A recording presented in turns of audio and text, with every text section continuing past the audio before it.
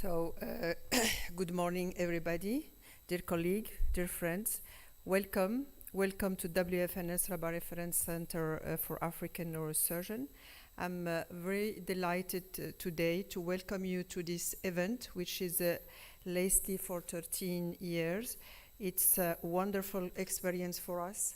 And the Moroccan Society of Neurosurgery and the WFNS Rabbat Reference Center for training young African neurosurgeons are pleased to announce the 13th edition of the WFNS Rabbat Reference course for African neurosurgeon.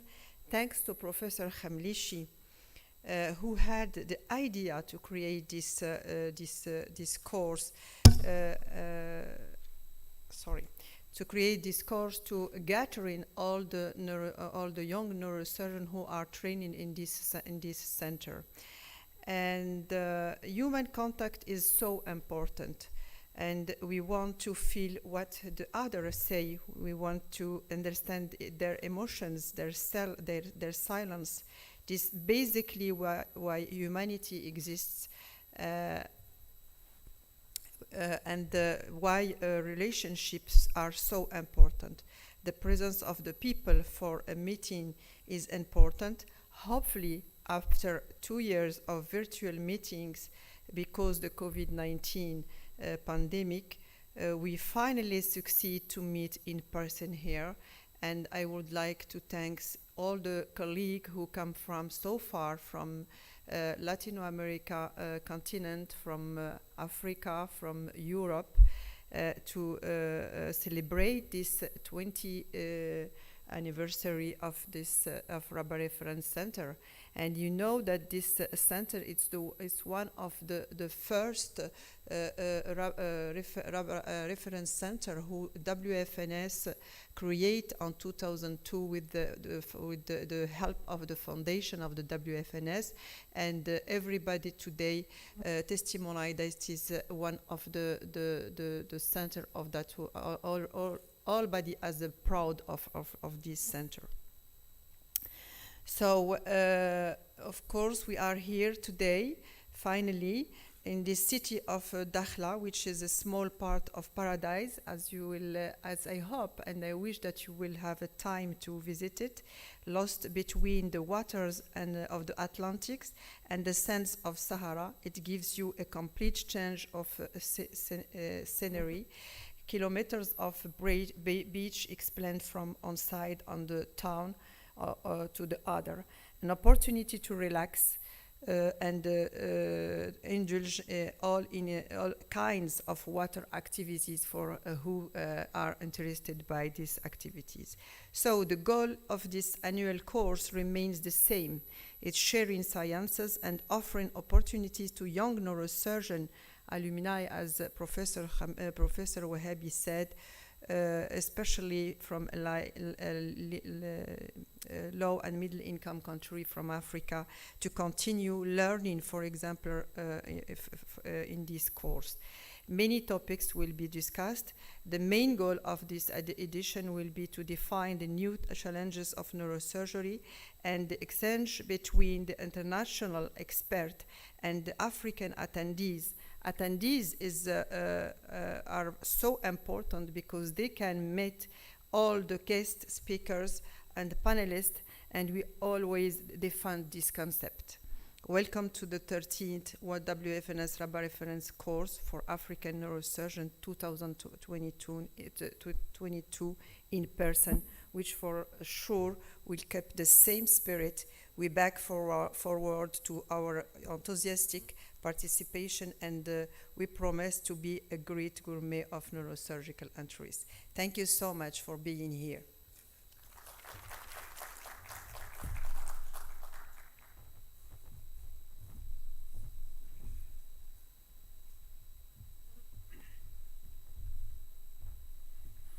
Thank you, Professor Najia Abadi.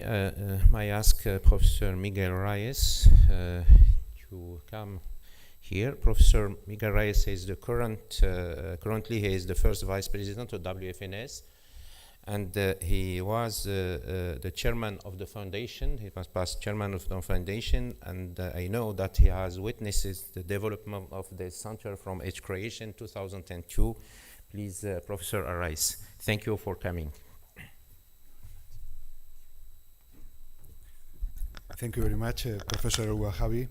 Good morning, everyone. First of all, I'd like to thank Professor El-Wahabi and the organizer of this wonderful meeting, the invitation to be here. This is a great honor and great pleasure just to visit my friends and brother in Morocco. I think we have two very happy events to celebrate. One of them is the 20th anniversary of the WFNS Rabbat Training Center.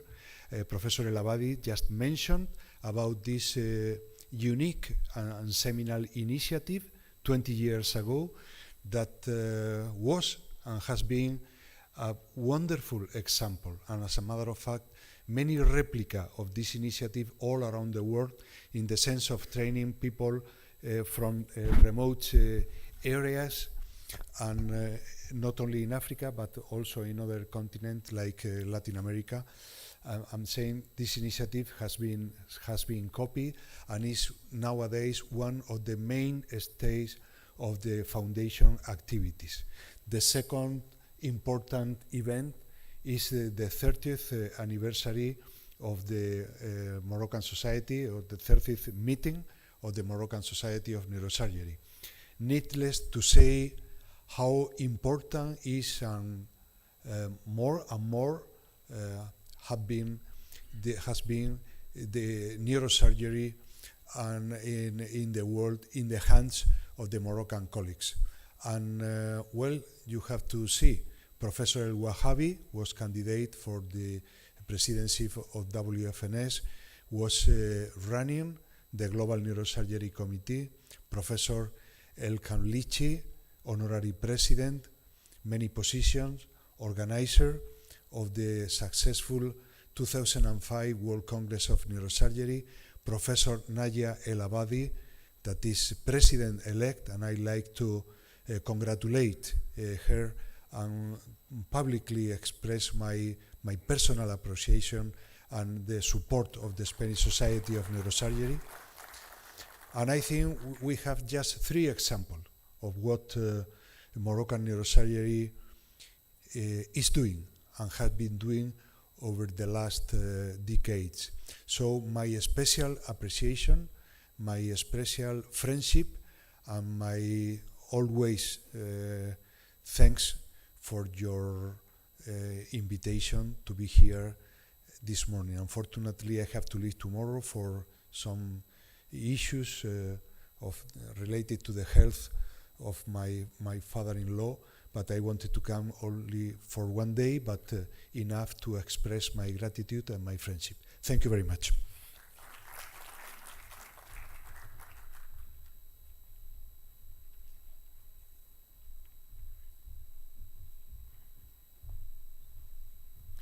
Thank you, Professor Reyes, for these nice words regarding the Moroccan Society of Neurosurgery.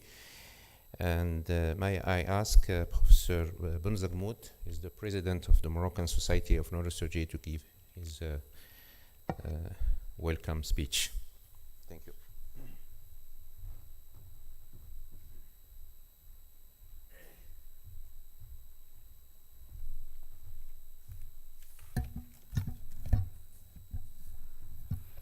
Good morning, everyone.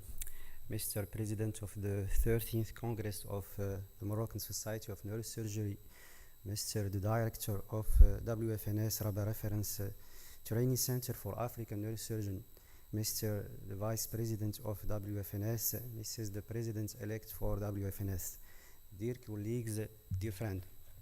First of all, I would like to welcome all of you to Dakhla on the occasion of multiple events associating our 13th Congress of the Moroccan Society of Neurosurgery, the 12th Congress of the Moroccan Society of Spine and Spinal Cord Surgery, and the 13th WFNS Rabbat Reference Center Mohammed V University Course for African Neurosurgeon.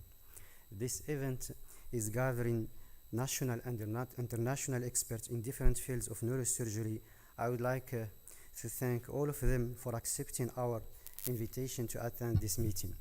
On this occasion, I would like also to underline and acknowledge the achievement of the founders of the first African Training Reference Center, especially His Majesty Mohammed VI, the King of Morocco, Professor Majid Sami, and Professor El-Khamlishi.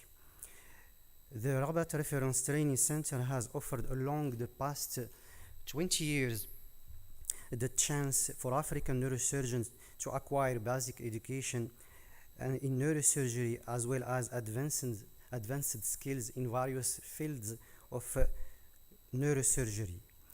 In the meantime, I would like to highlight the great contribution of the Moroccan Society of Neurosurgery in the success of the mission of this training center. Indeed, the Moroccan Society of Neurosurgery, through different neurosurgical departments in the university hospitals of Rabbat, of Rabbat, Casablanca, Marrakesh, and Fez, has offered the opportunity for African neurosurgeons to train and obtain their graduation in neurosurgery. Dakhla course is an additional station to update and reinforce the knowledge and skills in different neurosurgical subspecialties towards further developing neurosurgical practice with innovative dimensions in Africa. Finally, I wish you all a successful course and a pleasant stay in Dakhla. Thank you.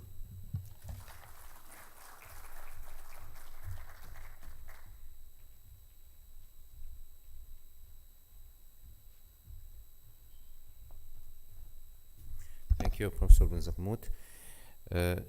Now we are going to start our scientific session. As you have seen in the program, the first session on vascular topic, and the aim of the session is to teach for the young colleagues how to operate an aneurysm, starting by the basic of microsurgical anatomy and going through all the techniques that are needed today to treat patient with aneurysm. This session has been scheduled in purpose. We know today that there is some trend to treat majority of the patient with aneurysm with endovascular. But what we have seen lastly, that some of these patients couldn't be treated by endovascular, mainly in low and middle income country. And the microsurgery for aneurysm has been for many, many decades one of the gold standard. And it still today has its place. And I think this is a very clear message to the young that they should learn how to clip aneurysm. I think for the next 2-3 decades, the clipping will still be there, and we have to teach our colleagues, young colleagues, how to operate this patient. In the program, there is also a symposium regarding cranio-endovascular procedure. And then we will have a lunch break.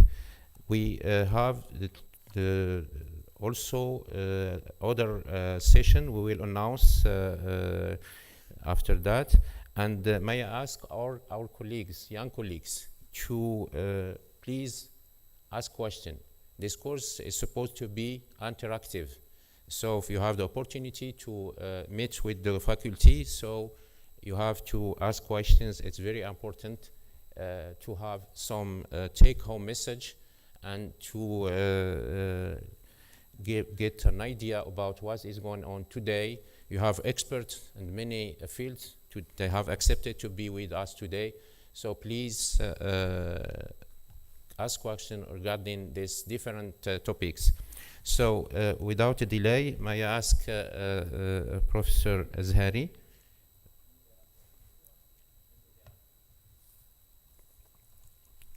to come to the stage.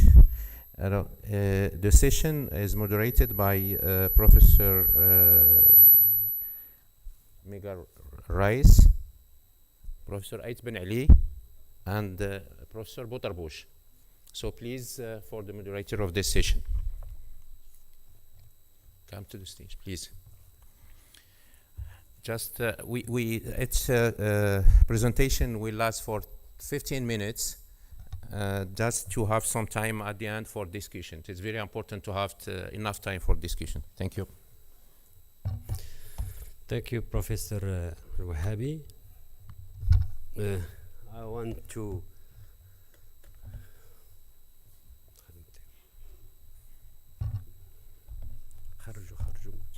لا خصو يخرج ما بغيتش.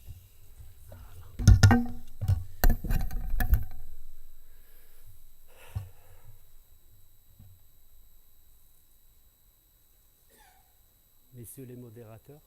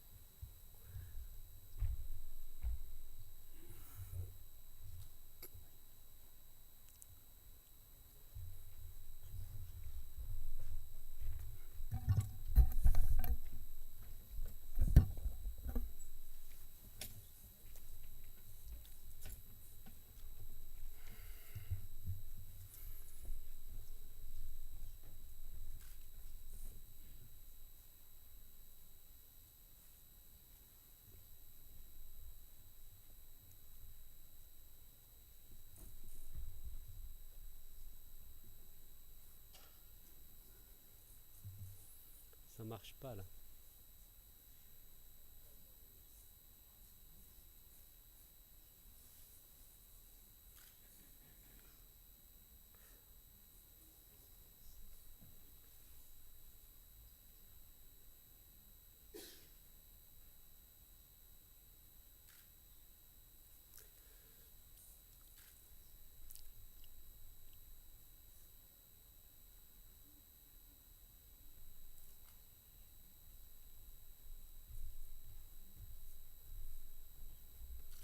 شي مشكل فيه. لا إذا سي خارجة دير ديابو خلاص. ديرنيش لا بغيت نقرا التكست. هذا بس هذا فلاش. لا بغيت نقرا التكست. كيرجع. لا d'accord. Ok, c'est pas grave. Je commence. لا هو البلاد. You have to announce me. I'm going to introduce you. So we are going to start the session, and first lecture is going to be given by Professor El Azhari, and the name of the talk is Microsurgical Anatomy of Arachnoid and Basal Systems and Circle of Willis, and its relevance to the microsurgical aneurysm dissection. Professor El Azhari is a very well-known neurosurgeon, of course, expert in vascular neurosurgeon, and by the way, a very good friend of mine. Professor? Thank you, my friend. I would first thank Professor Bezegmout and all the team of the Moroccan Society for this wonderful event in this wonderful city. When Professor Wahabi tell me to present something like this title, what you see in this slide is to show how to go to the goal. The goal is circle of Willis. How to go to the circle of Willis. It's like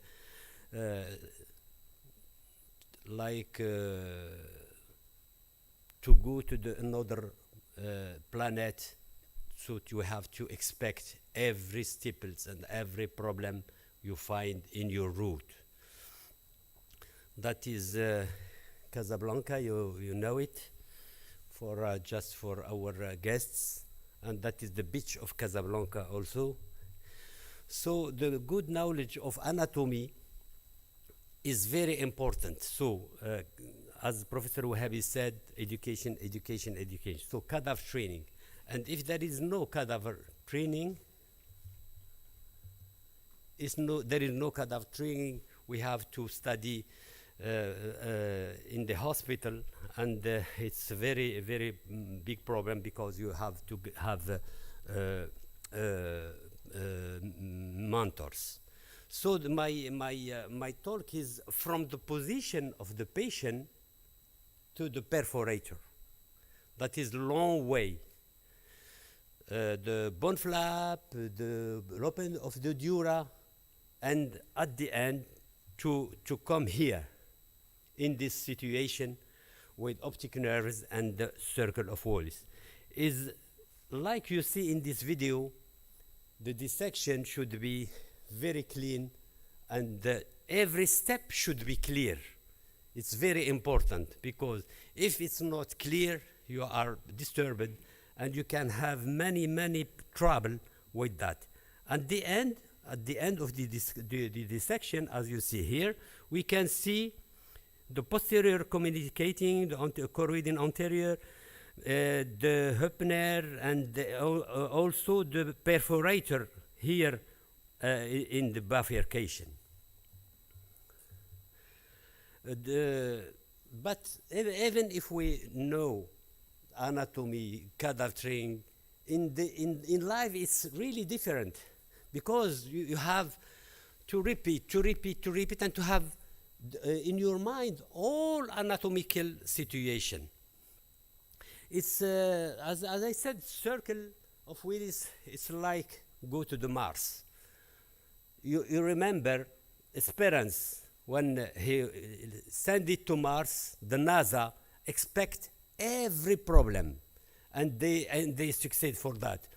And they expect also what they said, 7 minutes of terror when the Esperance go on the Mars.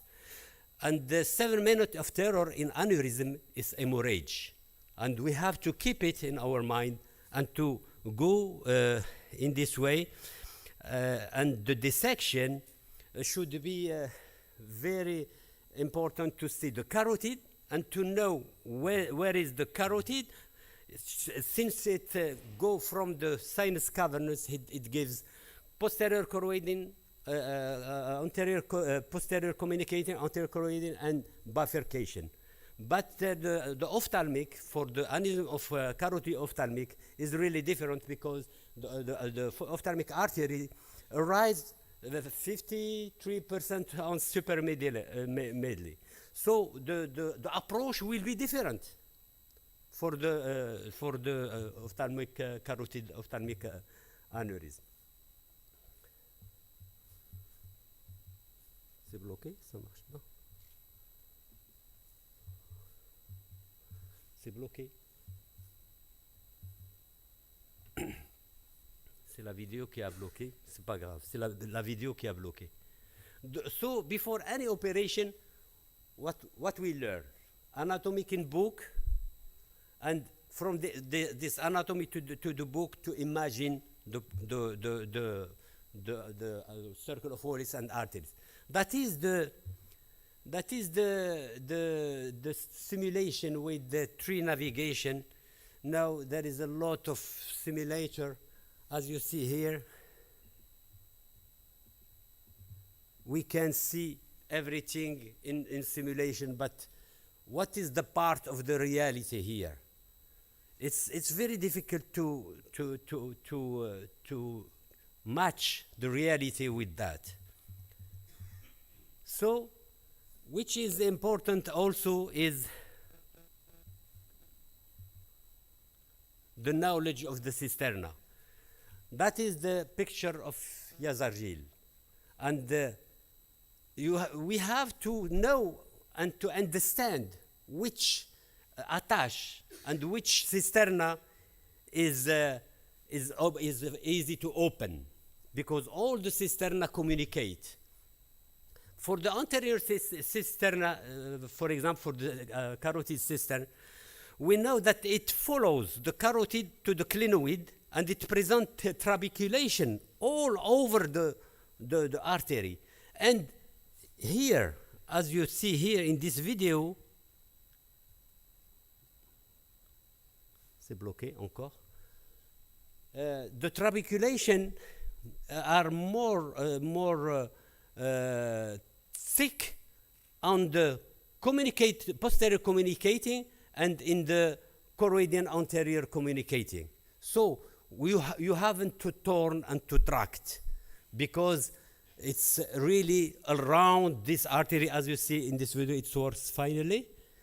And to see the dissection, never torn, never tracked, and to see all the recurrent, which is communicating, posterior communicating and anterior choroidian, and to cut it sharply with the scissors. For the chiasmatic is a little bit, it's less difficult from the carotid and the sylvian, because all the anatomy of this cisterna, the side, the superior side of the chiasma is the face with the wall of the interpeduncular. But which is interesting in when you open it in this video, in the second video, when you open it, you can see everything. You can see the diaphragm. You can see the hypophyseal arteries. You can see all the recurrent from the carotid, and you had to cut it sharply with scissor and never torn, never tracked. For the lamina terminalis, we see it especially in craniopharyngioma. It's really easy to open, and when you open it, you have the chiasma in the front, and you have the two trunk of the anterior cerebral, and you have some very fragile trabeculation. You can open it behind the chiasma. For the olfactory cistern, it's limited by the gyrus orbit and the gyrus rectus. It contains the olfactory bulb and the front orbital artery. For the sylvian, it's the more described opening in all the books. And as Yazargil said, you have to open it like a book. It makes transition between cisterns and all around the sylvian and the bifurcation it cross. But it's very important to know that the frontal and the temporal the space is narrow in anterior, but in the middle you can have more space. It's wide, and the fiber that cross the valley reinforce the trabeculation.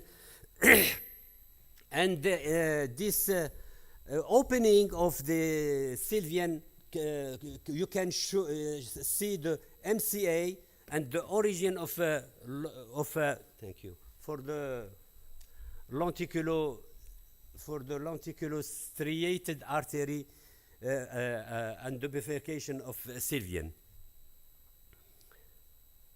It doesn't work, not yet. Okay.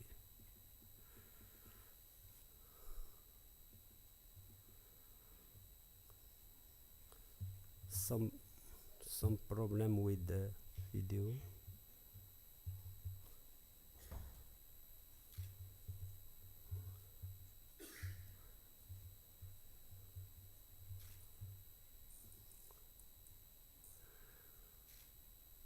Unfortunately, it doesn't work, this opening of the sylvian cisterna, so don't waste the time. Continue. Ça se bloque à chaque fois. Yes, thank you. As you see here, you can open the sylvian, and at the end, you can have the frontal lobe and the temporal lobe separated, and you see the MCA with all recurrent. The dissection is very important. We have to separate and to cut sharply, never torn. That is the goal of this course is all the reinforcement of arachnoid fiber told the structures, told the nerves, told the arteries. And sometimes the hemorrhage make some fibrosis, as you see here. And it's difficult to make a dissection, but we have to be patient and to dissect very slowly and very gently for have this result at the end. Like you see here, we can see the arteries, we can see the recurrent, we can see the clear anatomy. For all the time is the dissection. So the goal for treatment of aneurysm is to exclude the aneurysm, or endovascular or aneurysm. It's like the goal is the same in the river or in the falls. The river for the bird is to eat fish. So for us, the goal is to clip the aneurysm and to exclude it, endovascular or neurosurgery. The education program we did in Casablanca, it was no cadaveric training, so course and seminary and live surgery with senior, and learn all the techniques, all the different location, and live all the situation. As you see here, the hemorrhage, for example, the 7 minutes of terror should be managed and should be learned with the senior. And I want to thank Professor Khamlishi, which is the pioneer in this surgery, and we tried many times to follow the way he made it before, and I want to thank him because he encouraged us many times to do this surgery. In conclusion, it's a conclusion for us, but it's for young neurosurgeon also. It's very important, and especially from Africa. Even if you have endovascular team, imagine you have endovascular team, but some location are not endovascular. There is no option. But if there is no neurosurgeon in the hospital and there is endovascular, and there is a problem, what to do? That is the problem. Neurosurgeon should operate any aneurysm, and should continue this education, and thank you very much.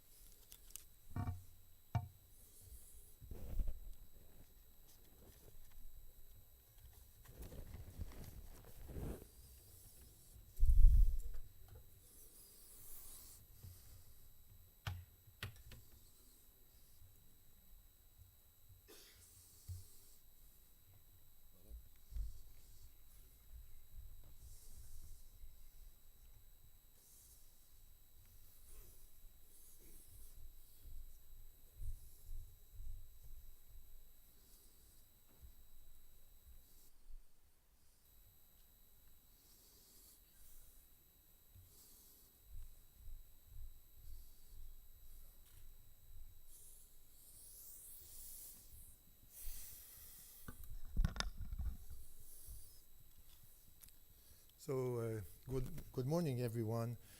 I would like to thank the organizer of this course. I'm honored and I'm very glad to be here with you today. I would like to say that I agree with Professor Huhabi and the conclusion of Dr. Al-Zahari about the fact that despite the fact that most aneurysms are treated today by endovascular means, there is still a big room for surgical treatment. And for those patients, the best treatment is today the surgical treatment. So it's very important to have in our unit a neurovascular surgeon capable to clip aneurysm when it's not possible or when it's the best treatment for those patients. So aneurysm surgery is often very challenging, and I cannot emphasize enough the importance of mastering the basic principles of aneurysm surgery. These basic principles apply to all aneurysms regardless of their location. Today, I'm going to use the ACOM aneurysm as an example. Neurovascular neuroanatomy, I'm sorry, the first principle is know your anatomy. Not only surgical, but also functional. The neurovascular anatomy is complex and with multiple variants. Moreover, hemorrhage or large aneurysm can obstruct the view of normal structures, especially the perforators. One should be able to anticipate the exact location of hidden brain vessels at any stage of the surgery. The vessels must be exposed in a systematic way and not found by searching for them. Based on knowledge of the anatomy, each step must follow a clear and conscious plan, a conscious strategy, so it can be appropriately modified according to need, but with the least amount of improvisation. Today, I am not going to review the anatomy. However, for an example, so this was the slide to show if there is a bleeding, it can hide the structures, but despite the fact that there is a hemorrhage, you must be able to know exactly and to dissect and to expose all the vessels, including, and recognize those vessels, including, for instance, the medial artery of the corpus callosum, and especially all the highly vital perforators. This is an example where you can see, I don't know if I have this. Is it working? This is not a is that a pointer? Yes, but it doesn't work on the screen. Okay, that's it. I'm going to use so you can see here the anatomy of you see the artery here. You have to recognize this artery, which is very important because it vascularizes those structures like this.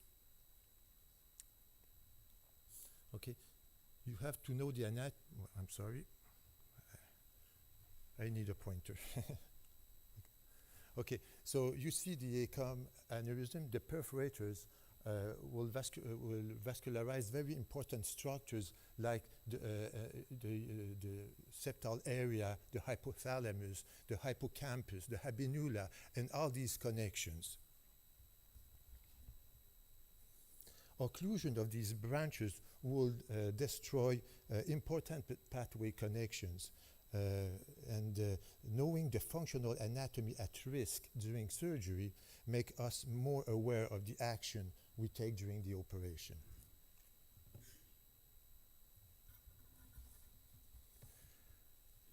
Same thing for the subarachnoid spaces. In order to safely dissect the arachnoid spaces, which are our route to our target, we need to understand how these cisterns are made of, the external membrane and also the internal ligaments.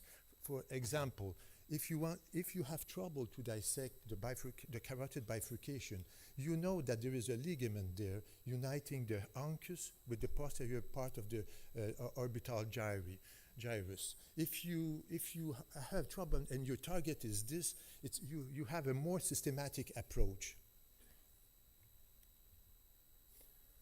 So principle number 2 is we need to have a very good exposure. As it has often been said, exposure is everything, but of course with the least amount of brain retraction. And what is the goal of the surgery? What do we want to do with all of this? First thing we want to do, we want to make a deep located aneurysm, make it superficial. Then we want to control the environment, especially the vascular environment.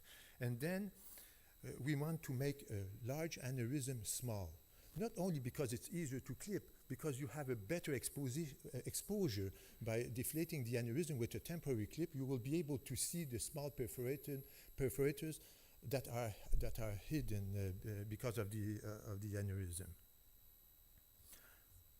So in order to do this, we need, of course, the first step is the position. Then the craniotomy. Then the craniotomy has to be as low as possible, including the drilling of the sphenoid wing until you see the dura entering in the superior orbital fissure. This will minimize your retraction.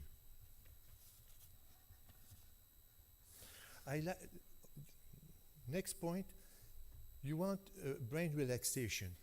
Again, this is not only the job of the neurosurgeon, but you have to work very closely with the anesthesiologist because all each steps, the different way to are very important. All the very small details can help you when it's the brain is tense, or you want to limit the retraction. Especially the opening, you have to have an orderly opening of the cistern. I like to open widely. I'm sorry, somebody can help me to find the. Okay, so I like to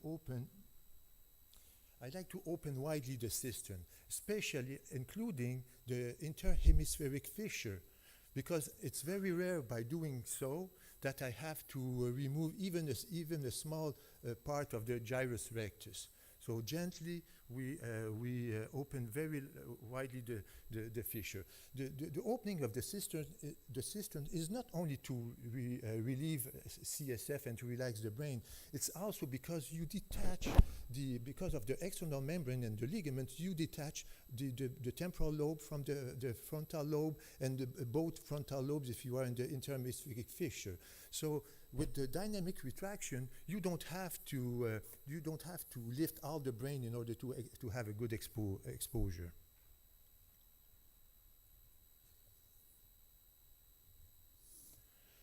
Principle number 3: understand the anatomy of a particular aneurysm, and consequently how to approach and dissect it.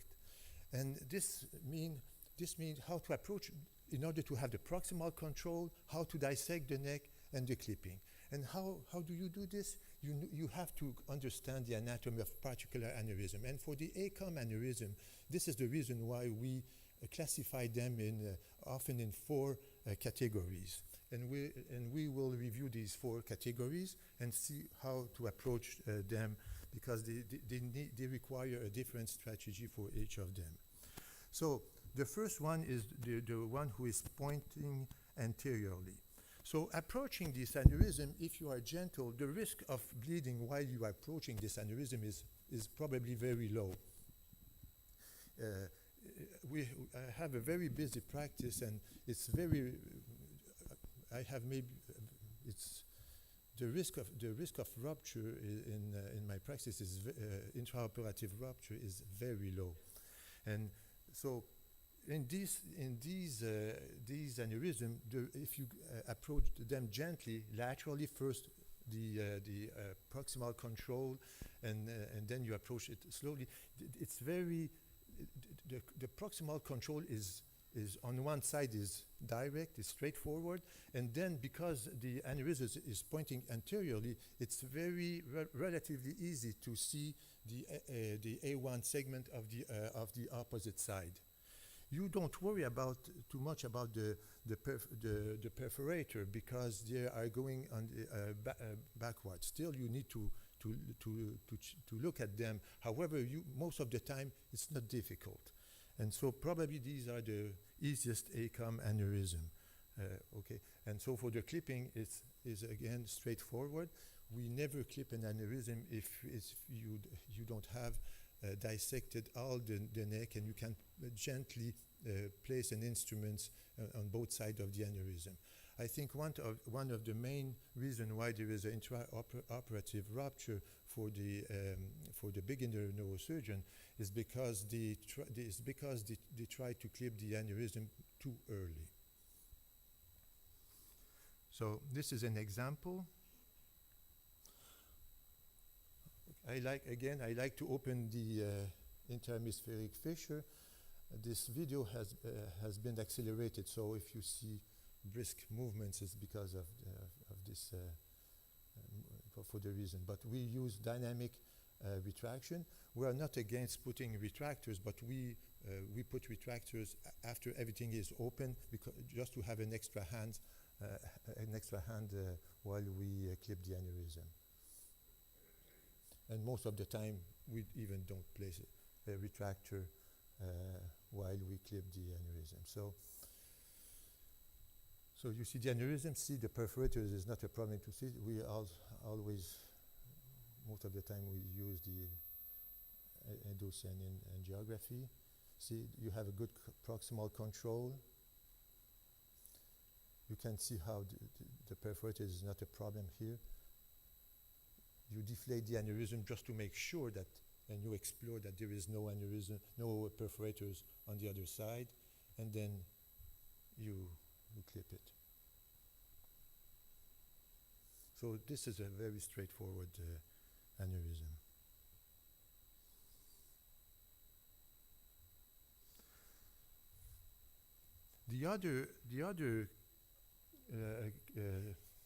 The other type of aneurysm is the one who is pointing inferiorly, and this is a little bit tricky.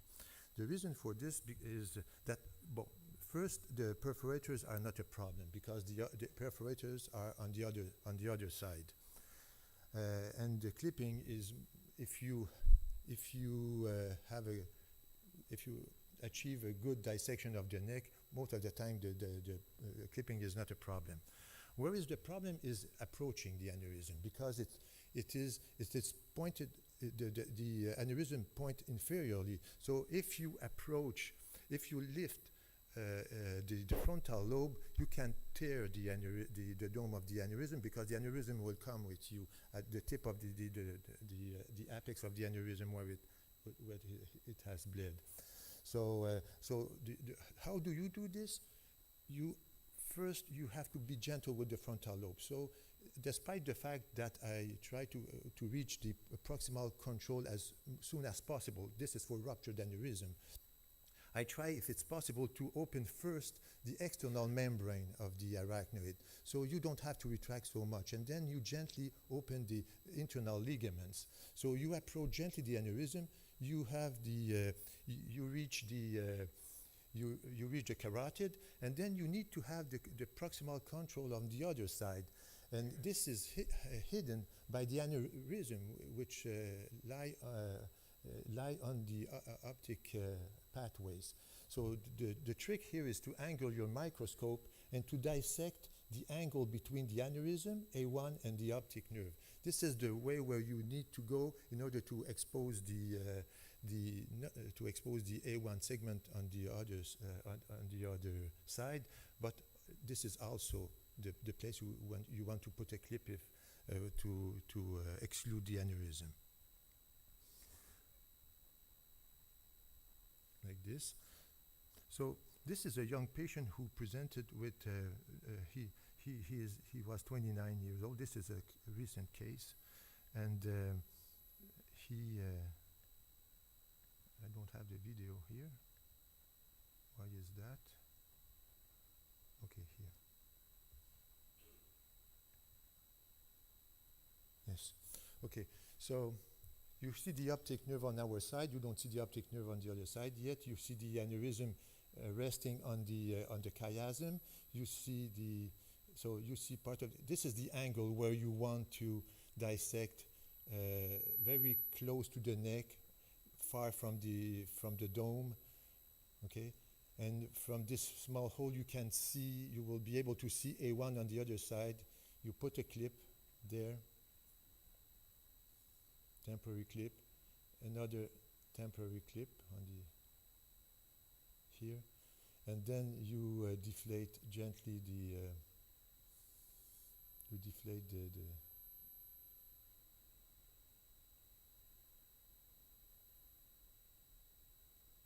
Okay, I like to put a fenestrate clip, not despite the fact I don't use the opening of that clip, because the clip closes like this parallel, so it's more stable and it doesn't slip if the aneurysm the neck is hard. So this is the post-op, and the patient improved right away in the recovery room. Okay, the other kind of aneurysm is the one who is pointing superiorly. So in this case, the approach is relatively easy because you have the very nicely and easily the proximal control because the aneurysm is pointing superiorly. So it's very relatively easy to expose A1 on both sides. The problem here is that you need to see the perforators on this side, and the problem is if the aneurysm is a little bit large, you cannot put a clip in between the two A2 here. So you have to expose A2 and the perforators. So this is the way to do this, is to go underneath here, to expose underneath here. So by here, you can see, you will be able to see the perforators, and you will be able to see A2 on the other side, but of course by applying temporary clips on A1 segments of the ACA. And the problem here is that you have to deal with these perforators, and this is what you have to make sure that you do not occlude these vital perforators here, and this is the clipping. But I think the most difficult one are the posterior one, and so the approach is not a problem, because if you lift the frontal lobe, the aneurysm is coming with you, the neck of the so the risk of rupture of the aneurysm is very low, and it's very easy to have the proximal control because nothing is everything is under your view here. So A1, you see everything here. The problem is to dissect the neck, to dissect the perforators, and to apply a clip. And again, you have to work in this space here, and you need to lift the A1 here. I do not remove, if it's possible, the gyrus rectus. I open widely the interhemispheric cistern. This is at least for more than 20 years now. In fact, more than that, because since the beginning of my practice, I used to open the interhemispheric fissure, and so this is the way to do this. Of course, you have to pay attention not to tear the ulnar artery or the frontoorbital artery when you do this. And this would be our last video. So this patient presented 3 days after a subarachnoid hemorrhage. You can see the average, and you see how behind this A2 segment is the aneurysm, very behind, very posteriorly. So in this case again,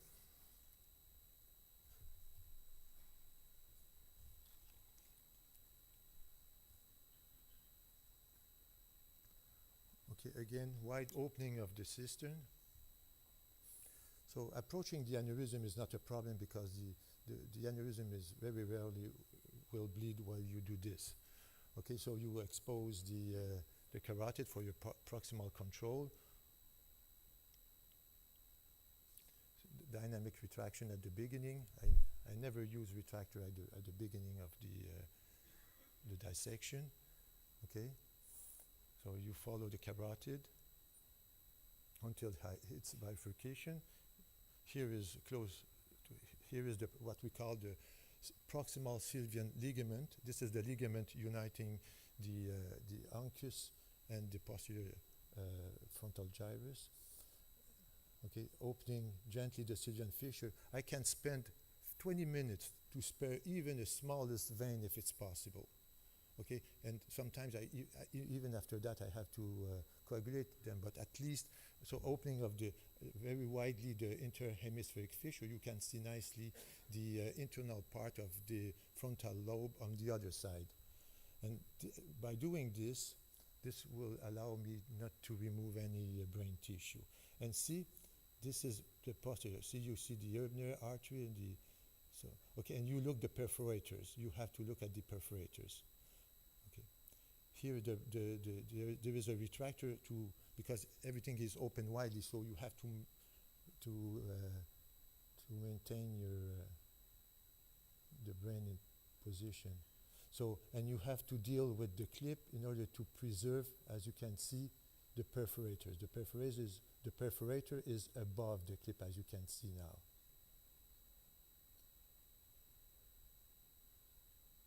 Okay. So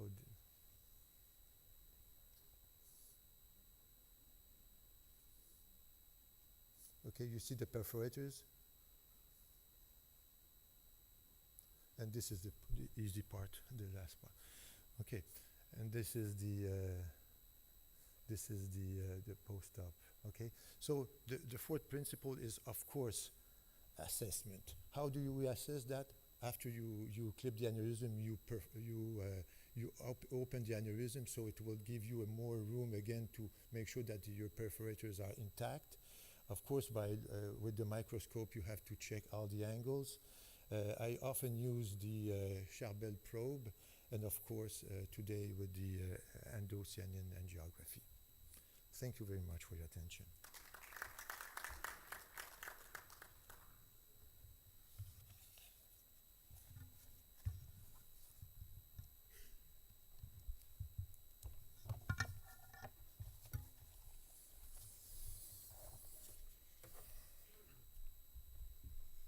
Good morning, everybody. The third speaker is Professor Rabbat. She doesn't need any introduction. She is now very well known worldwide. So Professor Rabbat will talk. His talk is entitled "Tear and Smile in Cerebrovascular Surgery: How to Manage Ruptured Aneurysm Surgery versus Endovascular Treatment." Professor Rabbat.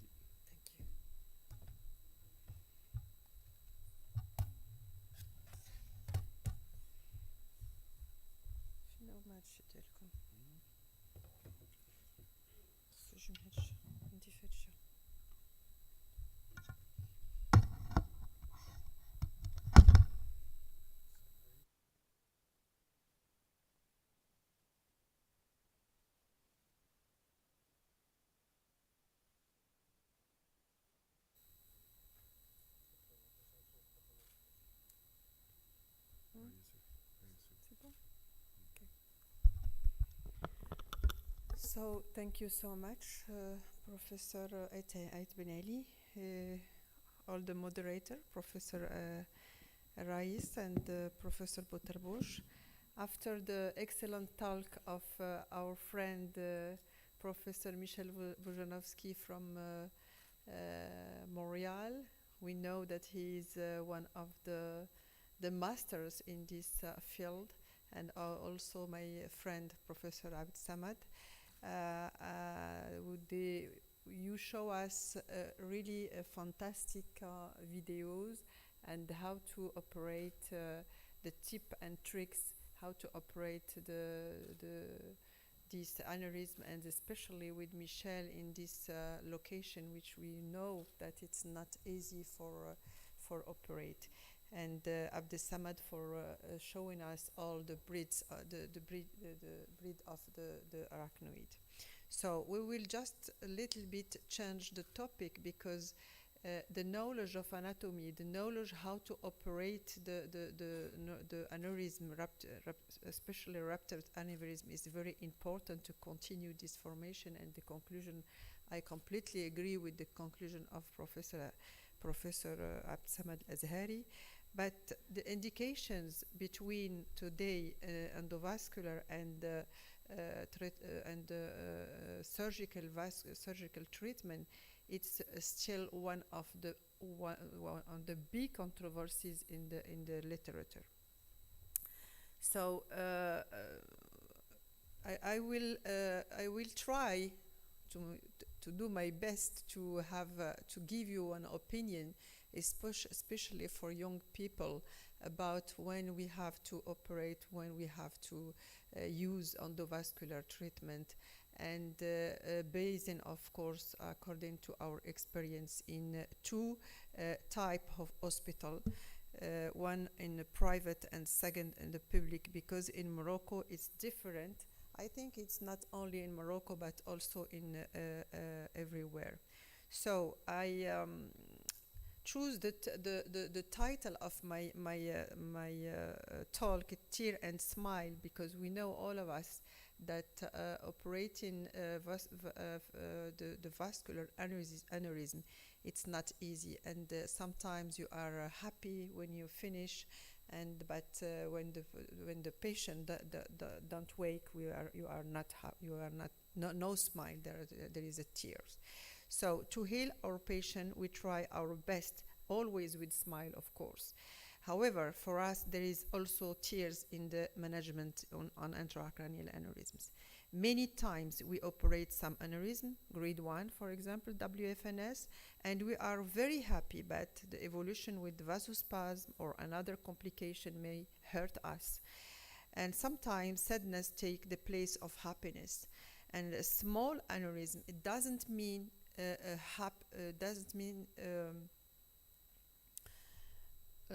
small aneurysm, it doesn't mean happiness, and per-operative rupture, it doesn't mean always mean sadness. And a complex aneurysm today is a real challenge for vascular surgeon, and doesn't mean also a therapeutic limit.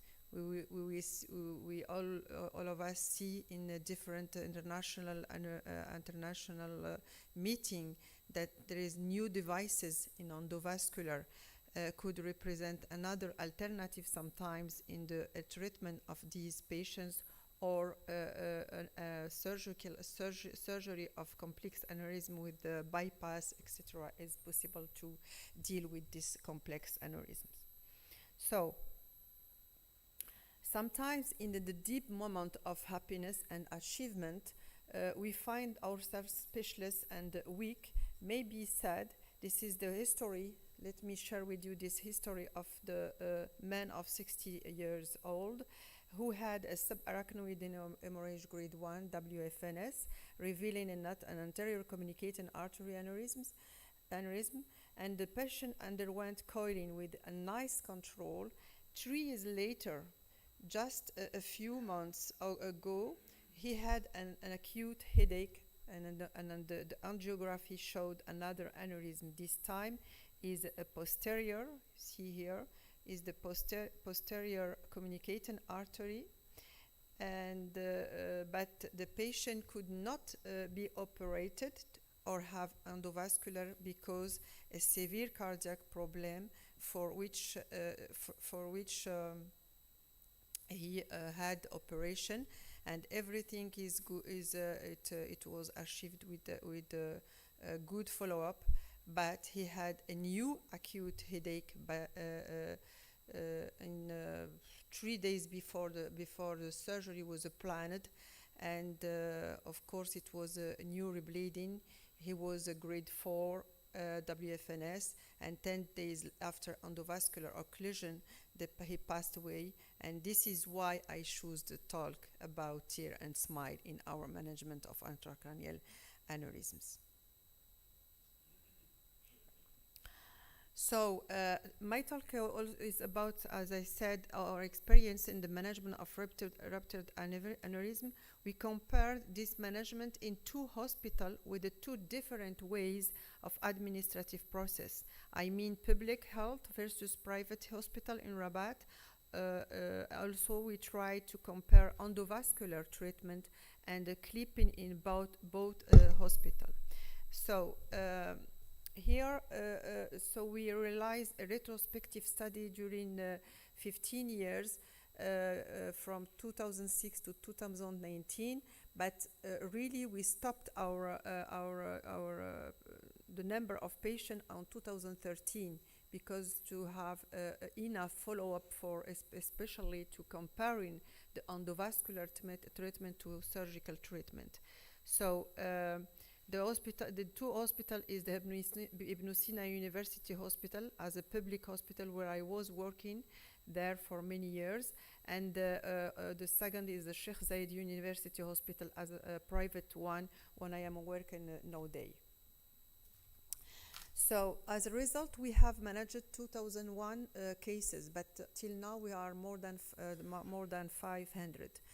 And we divided our series in two groups. The group one, which represent the patient treated in the public hospital, and the second one, including patients from the private hospital. 76 patients are in the group one, and 125 cases are in the group two.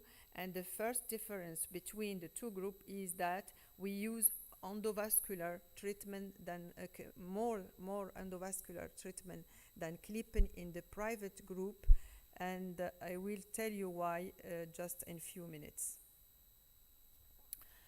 So, I go back. Sorry.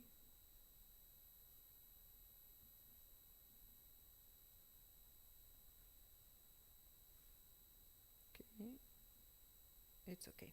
So, some information about the epidemiological data. We noticed that women are more present in our series. The mean age is almost the same in both groups, whatever is the type of the treatment. And in all series, only 40% of patients arrive to the neurosurgical emergency before 3 days from bleeding. But if we analyze this result by hospital, we can conclude that almost 60% of patients arrive to the public hospital before 3 days from bleeding, and that 60% before 3 days, 60% of patients in the private hospital are admitted more than 3 days from bleeding. And in our country, more than half citizens do not have a medical insurance. They should pay a part of the medical fees before getting admitted to the private hospital. This could influence this difference that I am saying in the last slide.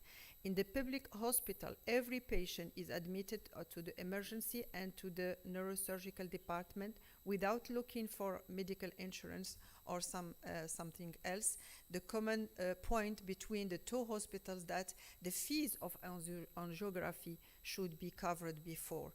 As a result of this process, a patient with the group 1 will have a treatment of his aneurysm in a mean of 6 days, and in the other side, he will need 3 times less to have a treatment in the private hospital. About the clinical statement of those patients, likely 80% of cases in all series were WFNS grade 1. We can also notice that just 3% of patients are grade 4 in the public hospital versus 18% of grade 4 in the private hospital. 36% are grade 3 and grade 4 in this group.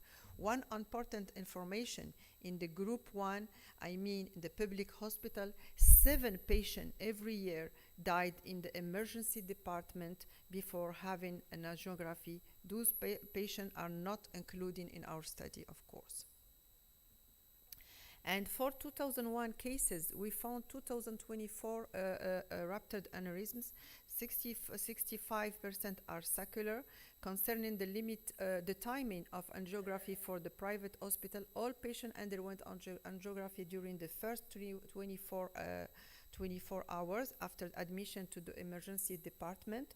However, this delay is much more longer in public hospital because there is the unique public neuroradiological department with only one at this moment with 3, I think, or 4. Now I think there are 4 senior doctors in Morocco who take care of all Moroccan patients with rupture aneurysm, and more sometimes from some neighbors African countries. Well, we should manage this aneurysm in both teams. We proposed clipping in 38% of cases versus 62.2% cases who had endovascular treatment. Why? Because most of our patients in the private hospital are referred to us by the neurosurgeon from the other cities. So, but if we analyze this data in every single group, we will find that in the public neurosurgical department, 76% of the patient had a clip-in surgery. However, in the private practice, I mean in the group number 2, 83% of the case had an endovascular treatment, and perhaps the kind of the institution could influence the proposed treatment because the private hospital vascular team has a long experience in both techniques by discussion all cases to make the best therapeutic decision for the patient. But we should look for other factors. To continue in the same idea, in the private hospital, I mean the second group, all patients with WFNS4 had endovascular treatment, and most of those with the WFNS3 had endovascular treatment also too, on 11 among 14. In the public department, just 2 patients had the WFNS4, so it means less than 2%. One of both had an endovascular treatment, and less than half patients with the WFNS3 had an endovascular treatment.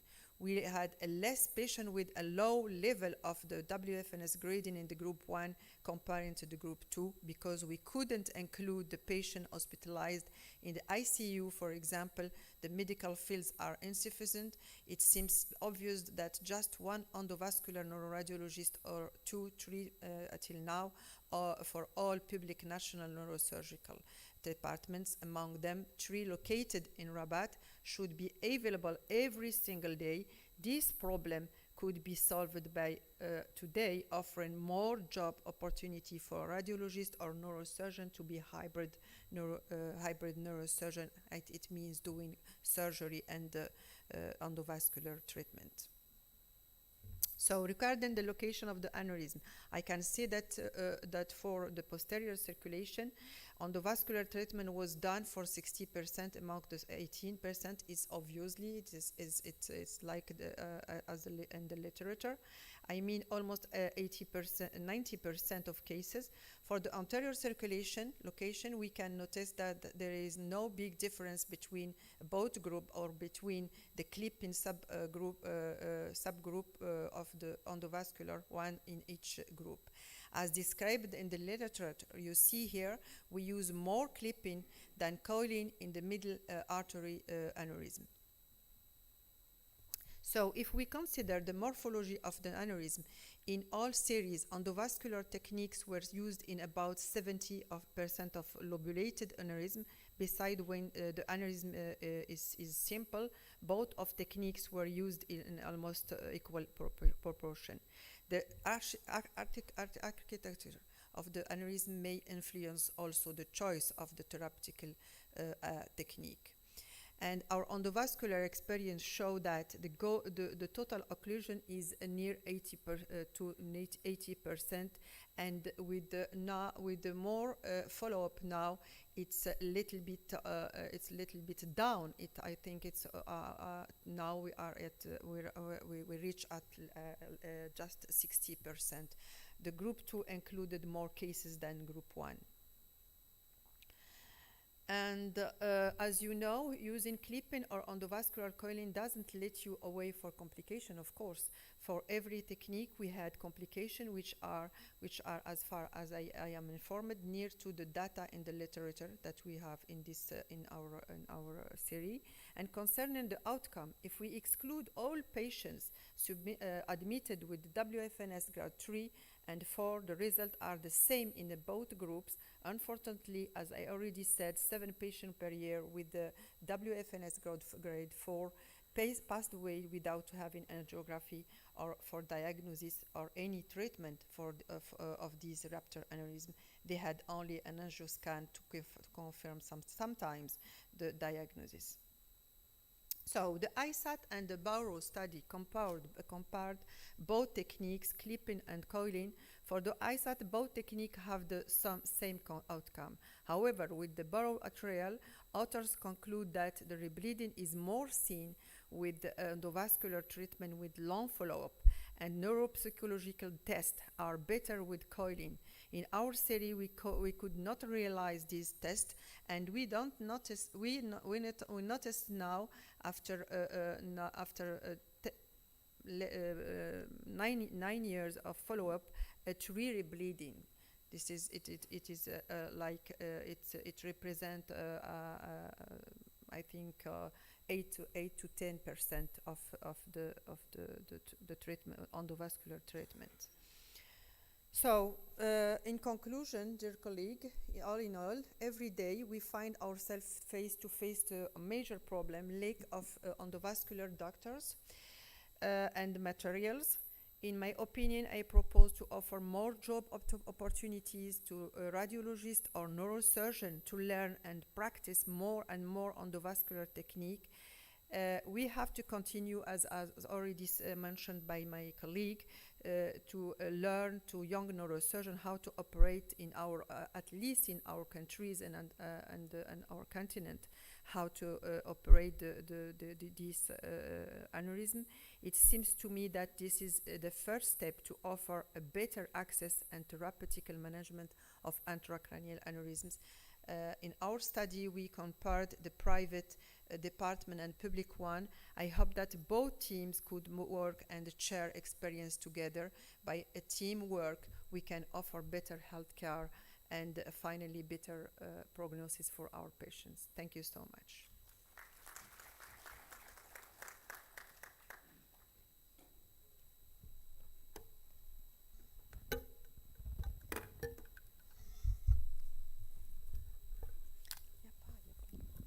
Thank you very much, Professor El Abadi, for this talk, mixing two important things, the private and the public sector, and also the microsurgical and endovascular treatment of aneurysm. I'm sure there will be some important discussion afterwards. And now this is my pleasure to invite Professor El Wahabi to come on the stand and start his presentation about a very important issue: complication avoidance in microsurgical clipping of aneurysm. Professor El Wahabi.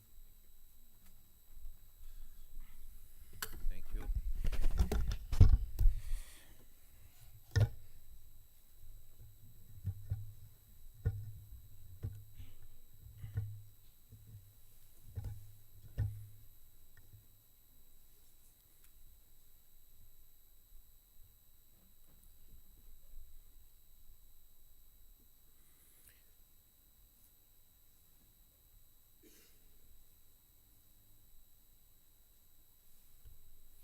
Thank you, Professor Rais.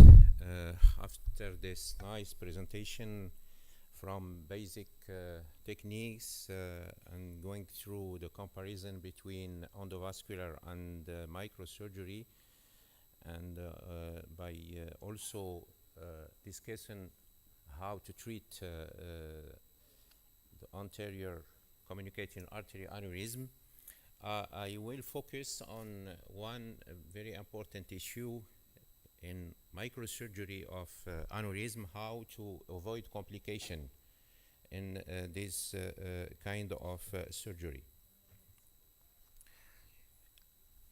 I think that we believe that clipping is today still the best treatment option.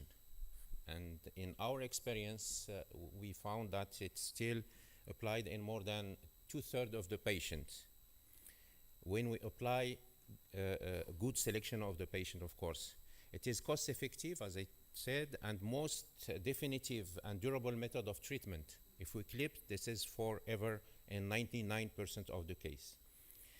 However, for microsurgery to remain a viable option in aneurysm, we must minimize its risk and complication.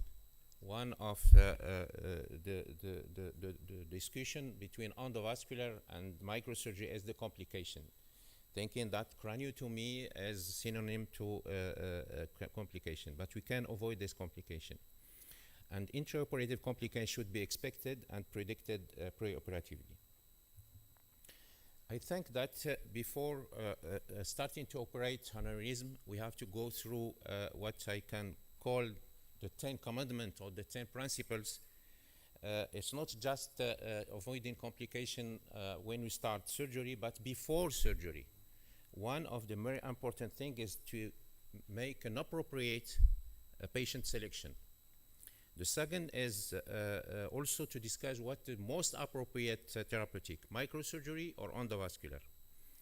And then we go to the technique, the appropriate surgical approach. Very important to have a good approach to aneurysm. Trying to have all the, during the surgery, retractless surgery and perfect microsurgical techniques with early proximal control to avoid premature bleeding.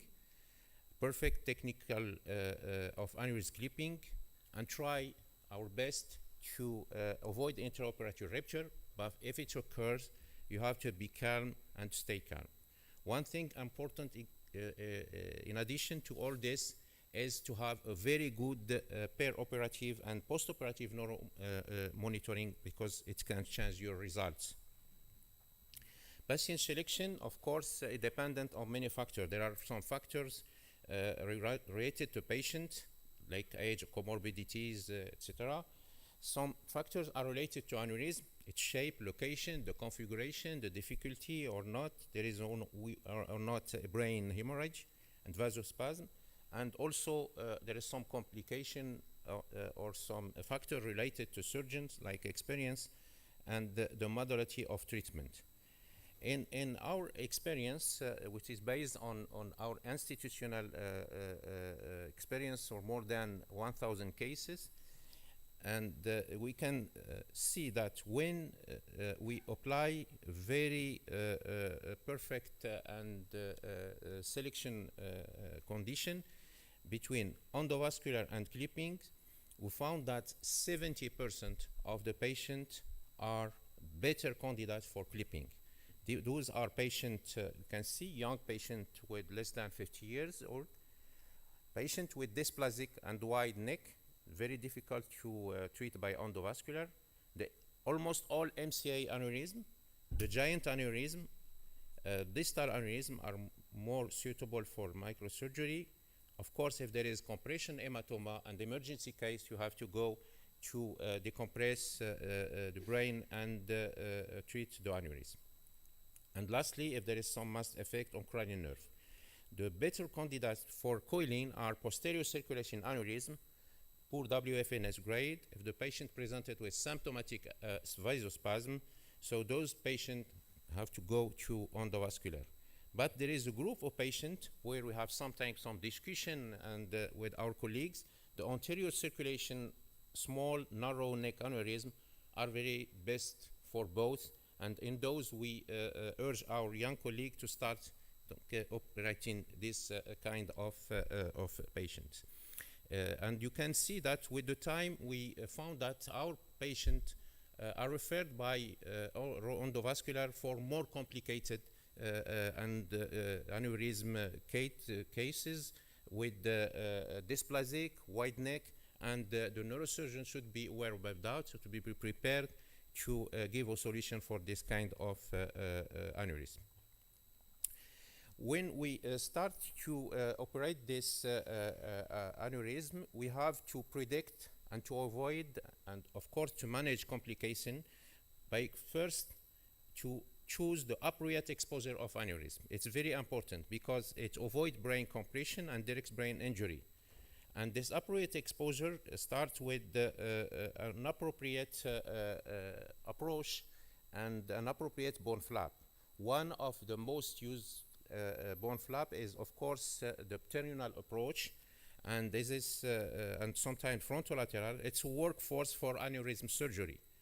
And then by doing this very correctly, you can see here this is two slides. On the left that the bony approach is not very good.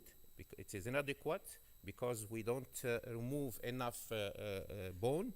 But on the right side, you have to remove the lesser wing of the sphenoid to expose the fissure and reduce brain retraction.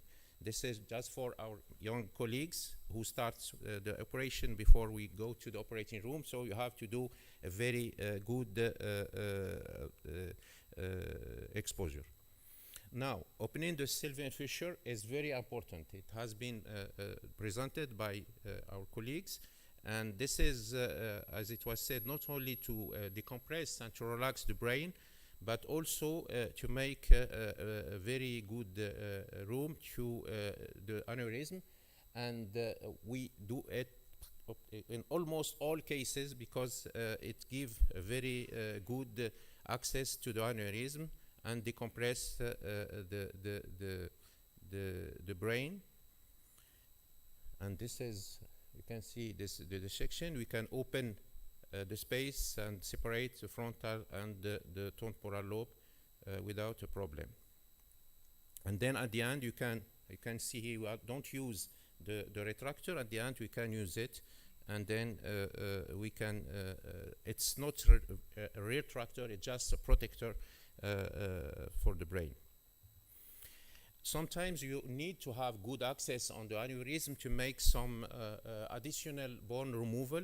Like in carotid paraclinoid aneurysm, you have to decide if it's mandatory or not on preoperative imaging, and this is the case. We have to use this bony removal of the anterior clinodectomy. This is a carotido-ophthalmic large aneurysm with mass effect on optic nerve. So it was obvious that to get access on the neck, you have to go for anterior clinodectomy, and we did it intradurally, and then this is the only way to get access. As I was said, it's very important to be sure to control the neck before putting the clip, otherwise you may have a premature rupture, and it is catastrophic in this situation. Of course, in this case, we prepared the patient neck, the carotid in the neck for proximal control, and I will show you that this bone work is very important to get access to the aneurysm. Now we have a temporary clip on the carotid. Sorry.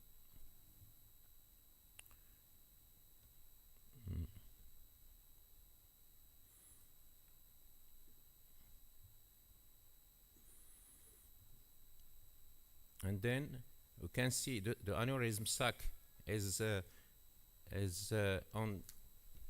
between the two optic nerves, and then we can use a straight clip, Yazagi clip, to secure the neck.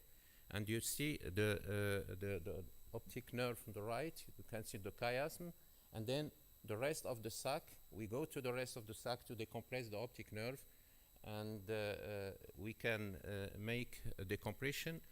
There is no blood in the sac, so we open it, we decompress it, and we resect all the sac to decompress the optic nerve. So this just video to show it is very important to make this resection of the clinoid to make access on the neck and we decompress the sac at the end to decompress the optic nerve.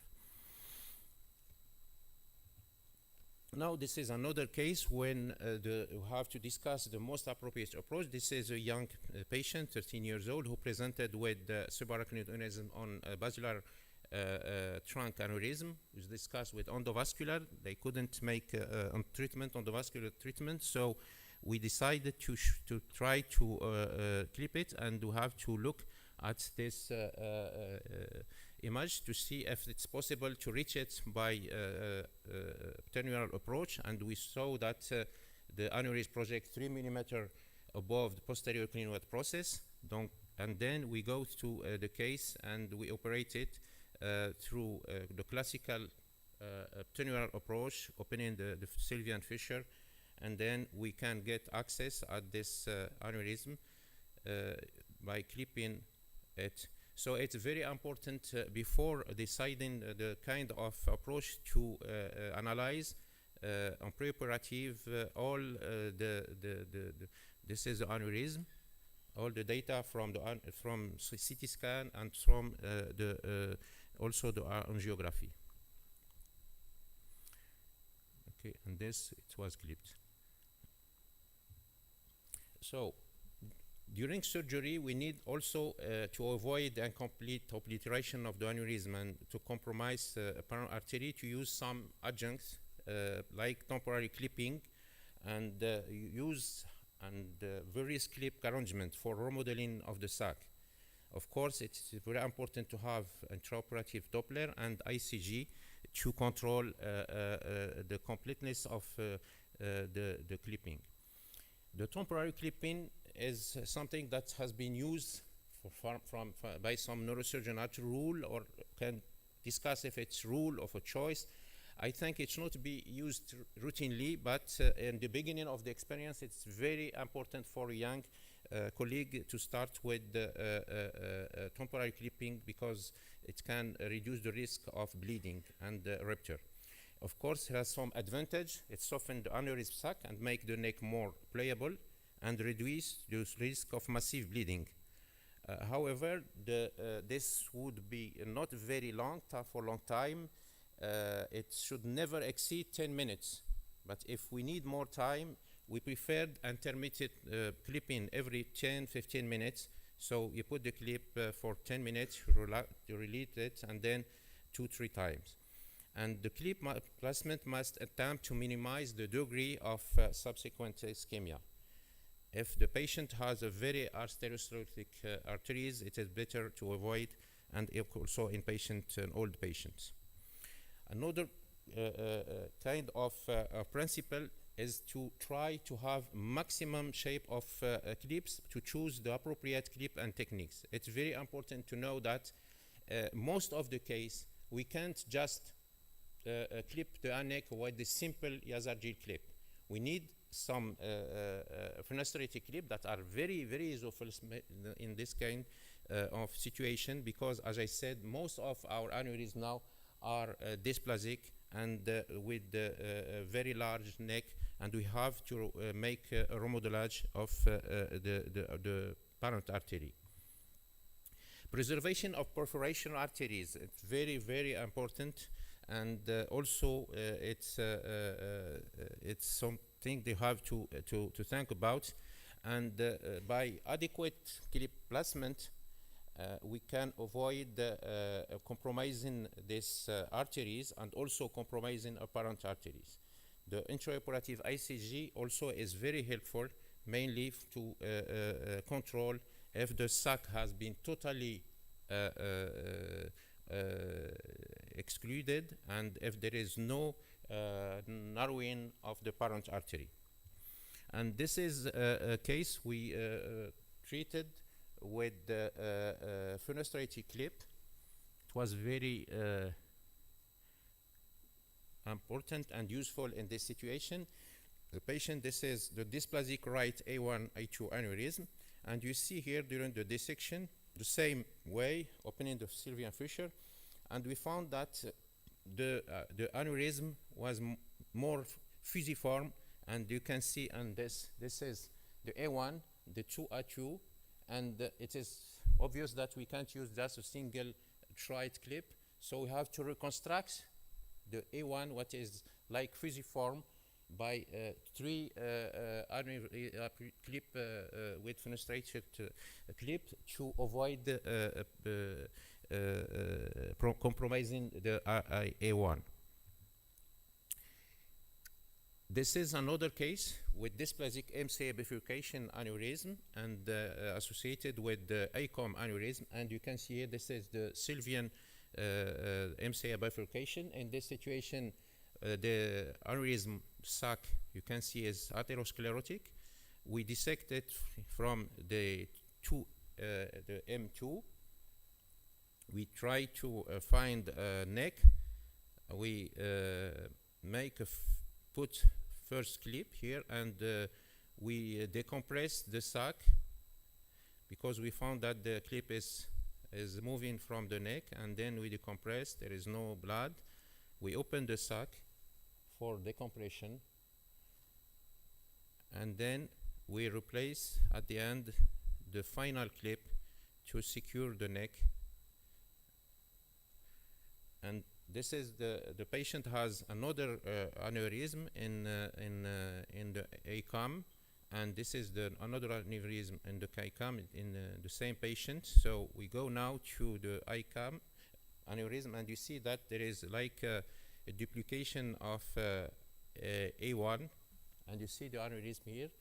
The polygon of Willis is anterior communication artery, the 2A2, and then you see that in this kind of situation, the sac is under the A1, and we use a temporary clip to exclude the part of the sac, the inferior part of the sac, and then we go to the last part of the sac.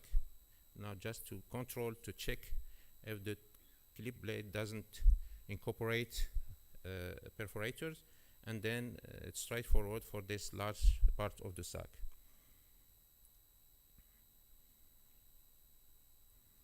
We open lamina terminalis here, and this is also a case with a large carotido-ophthalmic aneurysm, which we need in this kind of situation also a multiple fenestrated clip, and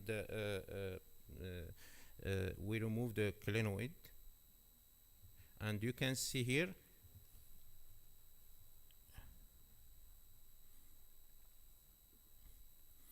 this is the case.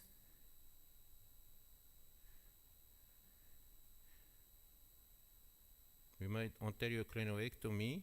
I will just to move. Okay, we can preparing for the anterior clinoectomy, and then in this situation we had a rupture. This is you can see the sac is decompressed because we put a temporary clip in the neck, and at that time we had a rupture.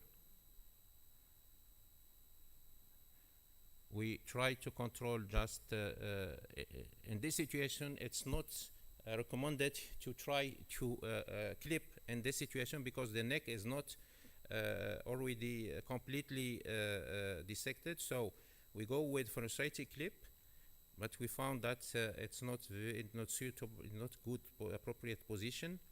So we use another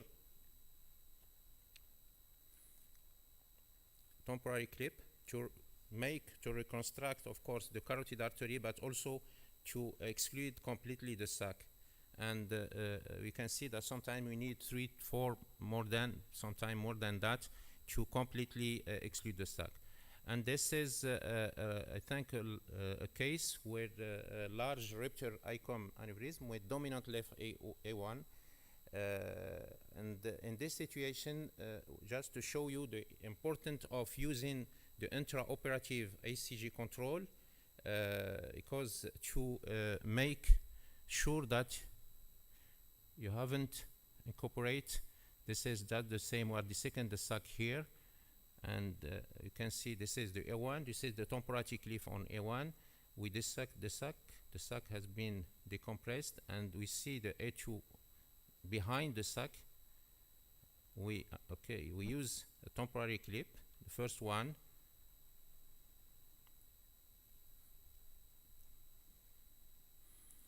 second one, and we make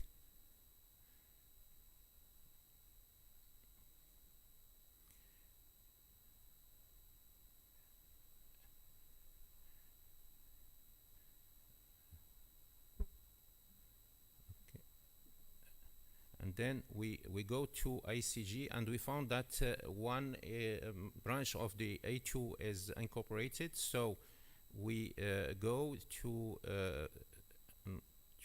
reposition of the clip, and you see here that it's incorporated, and we make reposition of the clip to avoid to incorporate the A2, what was hidden by the aneurysm sac.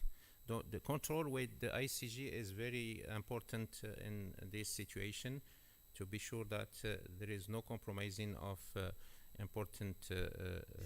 Okay, and now it's free, and the last control, the final control.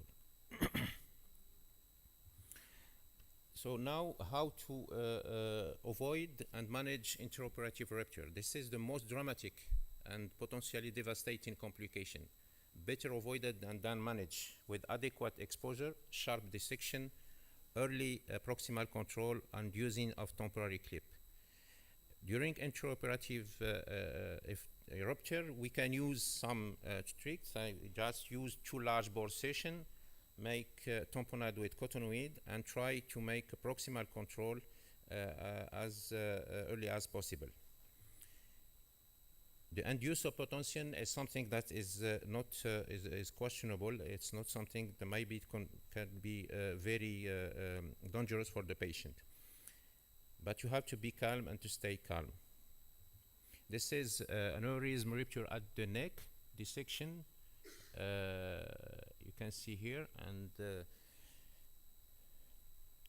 it seems to be a very simple case, because this is a narrow neck, and then we had at that situation we were the control of the bleeding was very easy, because we were at the end of our dissection. So we have seen the sac, and it was easy to make a temporary clipping and to clip definitely the aneurysm. This is the perioperative rupture at dissection phase. This is a Mca aneurysm. We had during the dissection phase, you can see here, this is the anteronative carotid artery and the aneurysm. It's very, you see, okay, we had at that time, we could make control by a temporary clip on the carotid, and then we clip the aneurysm, and that's it. But if you have an unfortunate situation when the bleeding starts before you had this dissection, sometimes you have to abort surgery and discuss another option after that. We had, and you can see here, a small infarct here, but the patient recovered after that. And this is a perioperative rupture during clip application. And in this situation, we were on the neck, but as you can see here, we had, in this situation, you have to remove your clip and make a temporary clipping, and then you can control the situation after that.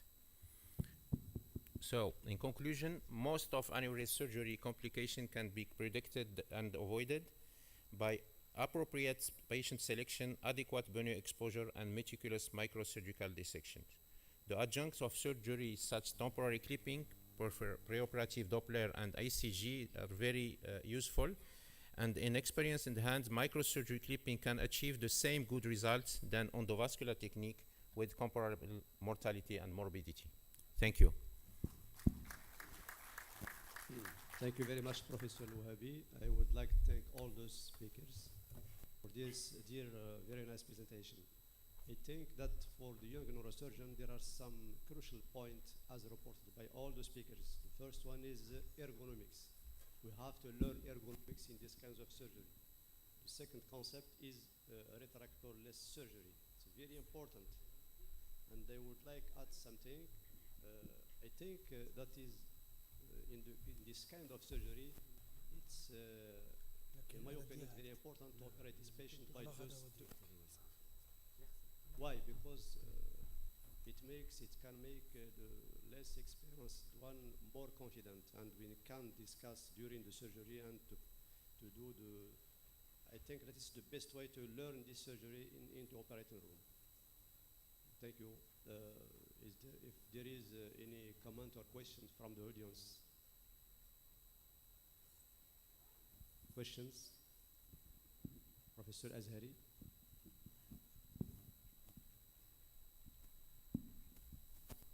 Comment to young people, young neurosurgeon.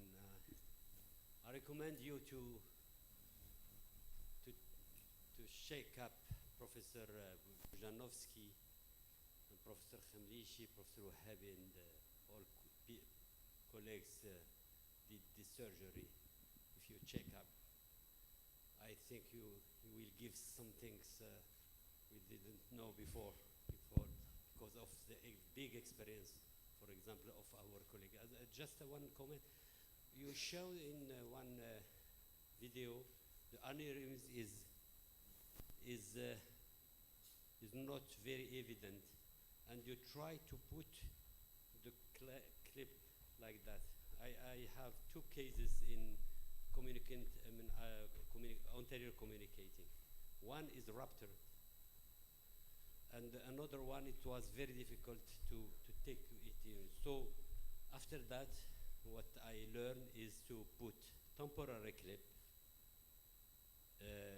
E1, E1, E2, E2, and to put the clip in the right position. I think it's better. And one case, when we take off the temporary clip, the aneurysm was inferior. It was difficult to control the MRI, so we let two clips on the communicating to put free A2 and A2. It's possible because then there was no perforator. And the second question was in the temporary clip is discussed about 5 minutes, 3 minutes. I assisted one vascular meeting. They said 5 minutes, no problem. With the good study, with the monitoring, with everything.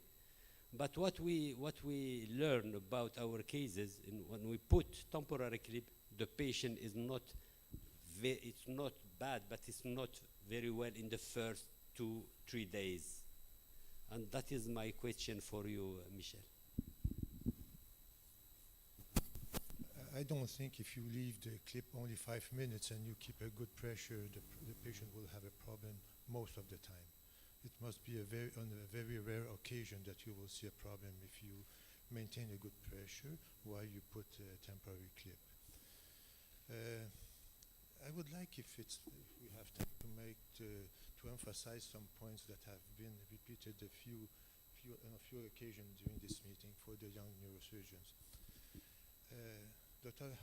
El Hawibi said that to avoid a problem, the best way to avoid a complication is to anticipate it. And you have to, and this is very important. It's not only words said like that. You have to anticipate.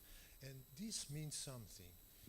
You have to anticipate not each step during the procedure. You don't go and open the Sylvian's fissure and you see, oh, we'll see and improvise or see and change here and then here because it's difficult. You know, you have to have a very good plan. Oh, you can change that plan during the process, but at least you have a plan and you stick on something. But if you go here and there and okay, so this is the first point. Each step during the procedure has to be very well planned. The other thing, it's sharp dissection. Okay, if you look around, most of the time when there is an intraoperative rupture, it's because the dissection it's not a sharp dissection. Okay, the instruments. When you dissect with an instrument, of course you have to put your instrument to dissect the neck, But when you have a resistance, okay, you have to stop and take your scissors and cut the arachnoid that most of the time is because of the arachnoid on the other side, which is not open. So don't try to put a clip and force it, or don't try to put an instrument to dissect. And for me,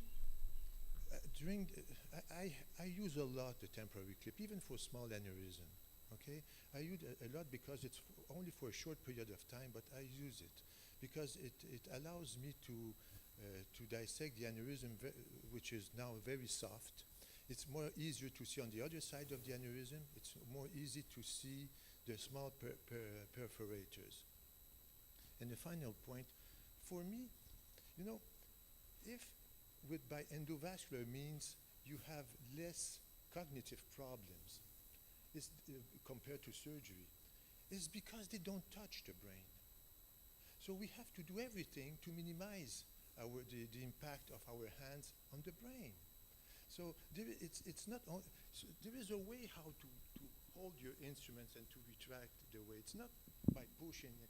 You have to follow the dynamic of the brain, and you have to, in order to expose even a rupture aneurysm, and you want to get right to the carotid. It takes, if you are experienced surgeon, it takes less than 15 seconds to reach this, because you need only 0.5 millimeter to reach this area if the other steps were well performed. If the craniotomy is okay, and for me, the brain is, how do you say, sacré. If you have this in mind, if you understand all the pathways that are involved in where you put your hands, you will pay much more attention. And this is the best way, I think, to avoid. But regardless, everything I said, these are very challenging surgery, and complication will always happen. You use the spaces and to create other spaces.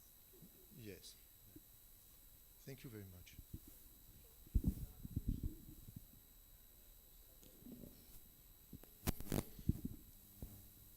Yeah, there is a question.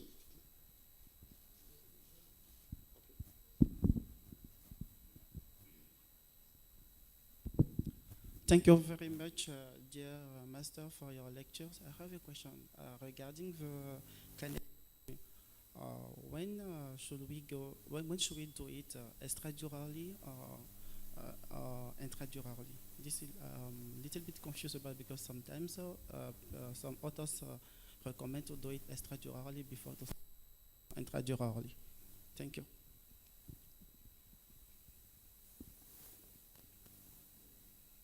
Yes, Professor Wahabi.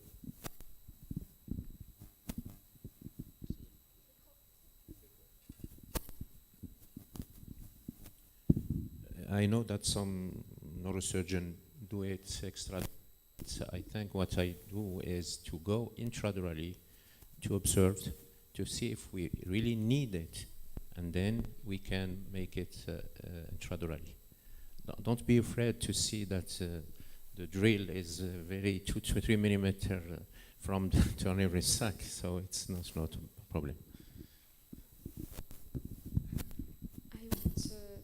Thank you very much for these outstanding lectures, formidable lectures regarding the preparation and for the surgery and the surgery. I just want to emphasize one small thing regarding the preparation of the surgery, as Professor Bujanovsky said, also Professor Azhari, also Professor Khamlichi, also Professor Abadi. We used in the last years, since we have the 3D rotational angiography, together with Professor Khamlichi and Professor Wahabi, to spend a good amount of time playing with the rotations and with the views to see the better, to simulate a kind of a terminal approach, and to see even the perforators, and to put ourselves behind the 3D angiography. We spent a real time simulating with the 3D angiography before going to the OR, so that we can ensure a good clipping. So I just wanted to emphasize this time of operation. Yeah, Professor just to say thank you for all the speakers for your excellent presentations. And yes, this is one, Mahjouba, you have emphasized one important point, because all of these complications, the way of making your dissection and clipping the aneurysm needs the preparation before surgery. And one of the most important preparation is to try to have and to read a good imaging. MRI, angiography, and angiography. And of course, the progress today with the 3D is very, very important.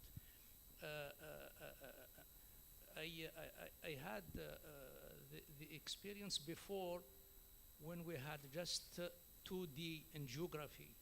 And in many centers in Europe, I remember, they were buying very special glasses and go in dark room and try to create some artificial 3D by looking to one plan angiogram. So this show how it's important. And another point, maybe a remark and question to the speakers, is regarding the post-operative control of the good clipping of our aneurysms. I think one of the advantage of our colleagues on the vascular, and they are always telling us that they are working directly in the images. So the number of aneurysms who are not completely clipped or who are with some permeability are immediately shown during the operation, or when they make the angiography, the control 3 months, 6 months, 1 year later. So at the beginning of microsurgery in the 17th, 18th, the post-operative angiography after microsurgery and clipping was something which is an obligation. It was necessary to see that the aneurysm is completely excluded. I am asking now all the colleagues who have made the presentation, we didn't see so much, even maybe no one, post-operative control. How you are sure to say, and we are saying, I agree with you, that the microsurgical technique assure complete exclusion of the aneurysm in large rate compared to the endovascular. But what is nowadays your way to confirm that?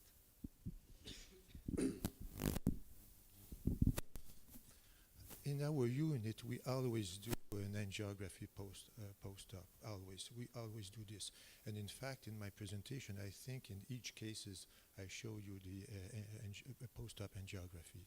So I agree with you, it's mandatory to do this because this is the recurrence may be high if there is a residual neck or especially a residual aneurysm. So it's mandatory to repeat an angiogram. In some cases, when we are some doubt, we do angiography, but the other case, we do just CT angiography. If you are sure that the clipping for a small neck, we do CT angiography. But in the case where you have some doubt, we do angiography. Thank you. Other questions, comments? Yes, Professor Benzigmut. Thank you.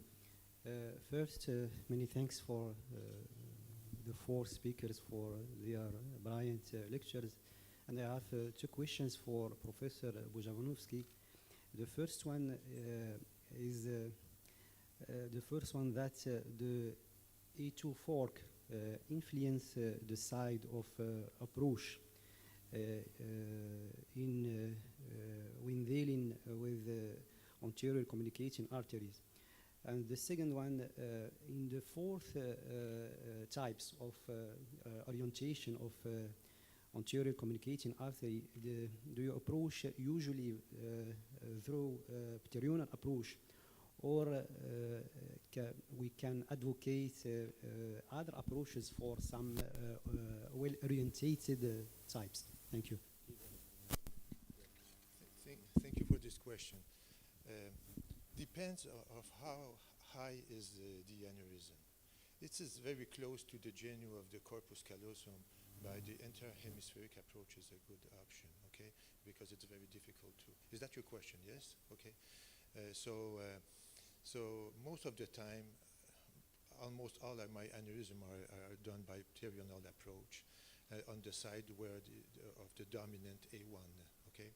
But of course, certain aneurysm were very high, but it's unusual because even with these, by opening the interhemispheric fissure, I achieved to have a good view of the aneurysm and the perforators. But the other option is to go by interhemispheric, but this is rarely done today. Okay. So if the aneurysm is a high compared to the base of the skull, close to the genu of the corpus callosum, so this is probably the best approaches by interhemispheric approach.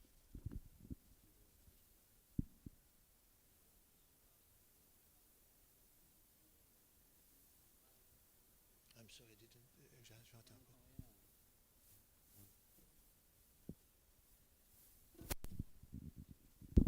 The first question, how the fork, the direction of the A2 fork can influence the side of the approach. Not for me. I use the A1, the dominant A1 for the side of the aneurysm. I want the proximal, the best proximal control on my side. Moreover, this means that if there is a dominant A1, this means the aneurysm on the neck of the aneurysm is on my side. So it's much easier. I will not approach this by the dome. So. It's a very important question, Professor Benzgmout, because all the Professor Shlawi here is present. All the anterior communicating artery we approach with the dominant A1, because in case of hemorrhage or some trouble. But there is one thing is very important, is to study the circle of Willis by angiography and to prevent and to expect any complication in case of you have clip on the A1. It's very important to all the communicate. I think it's about 100 anterior communicate artery we did in Ibn Rushd. All the time was the A1 dominant A1. At this time you have the good configuration. But one thing which I want to insist, and Professor Michel Bujanowski said it before, is to expect any event. Since the skin, sometimes you can have a rupture during the bone flap. You have to expect anything. And what I show in my, I didn't show a lot of clipping because it's not the subject, and my colleagues after me has a lot of video about that. But every step should be clean. What I do now with my new team is that I tell it to Professor Khamlishi, I validate every step with them. Bone flap, opening of the dura, how to open the sylvian fissure. It's very important to open it if you want to, don't retract. So it's very important to expect. And one lesson I learned last year, I think, is for NASA going to Mars. They present, all the engineer present every complication from the experience to go to the Mars. So it's like this. For me, it's like this. You have to imagine everything, and everything should be clear, like anatomy. To question of Professor Butterbush is, I show it. You have only angiography, angioscan, MRI, and you have the book of anatomy. So you have to match. To have this video, I show it in the first. The carotid, the circle of Willis. You have to match it in your brain and to go with the way it was created by anatomy, but you have to create a space in order to don't tract. One thing is very amazing is Professor Kohn told me that endovascular colleagues, they have a wall between them and the lion, and the lion have some things in the mouth, and they take just some things to, but we neurosurgeons have to be in front of the lion. That is the example he did. It was very funny, but I think it's very interesting to because when we go to the aneurysm, we go to the seven of terror for me. It's the Rapture, and the Rapture, as Professor Bojanowski said, if you expect it and if you understand all the anatomy of this case, you can manage the Rapture no problem. And the Rapture is never torn, never tracked, if we have to avoid the Rapture. Thank you.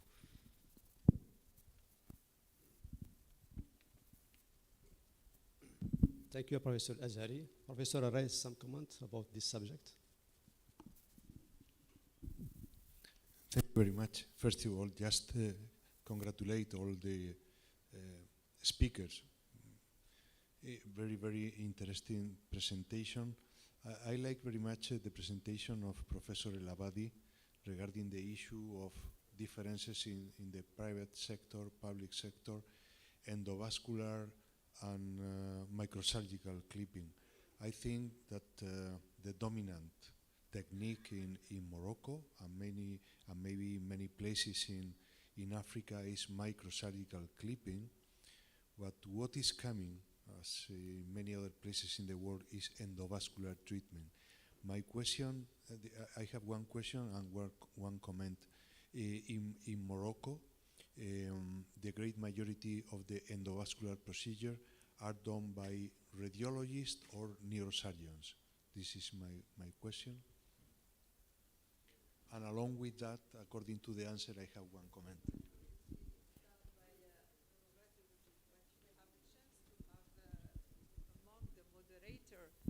The majority is done by the radiologist. We have, I think, till now, maybe four, five neuroradiologists who are doing, of course, neurovascular treatment, endovascular of aneurysm.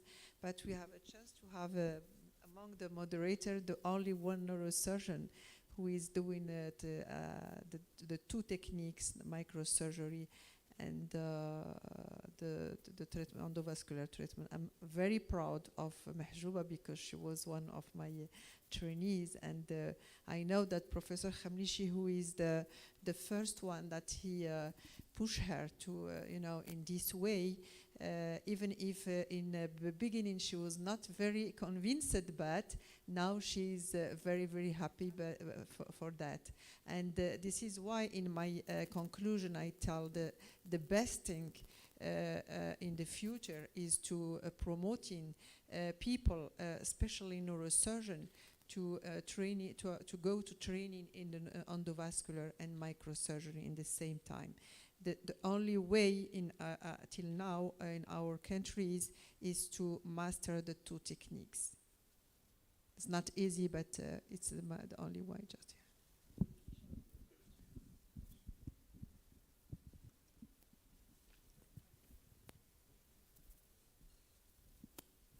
I have a question for you.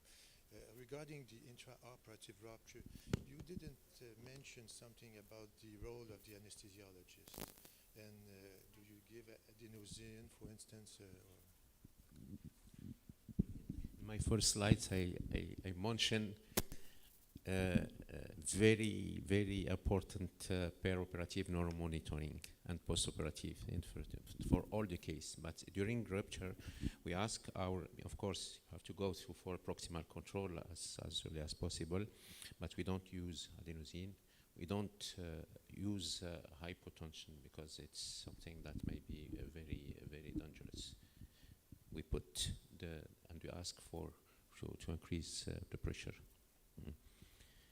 I might just make a comment on the Professor raised the evolution of management of aneurysm by I know that many departments in the States, in Europe, are more using endovascular than microsurgery. This is something that it's obvious, there is evolution.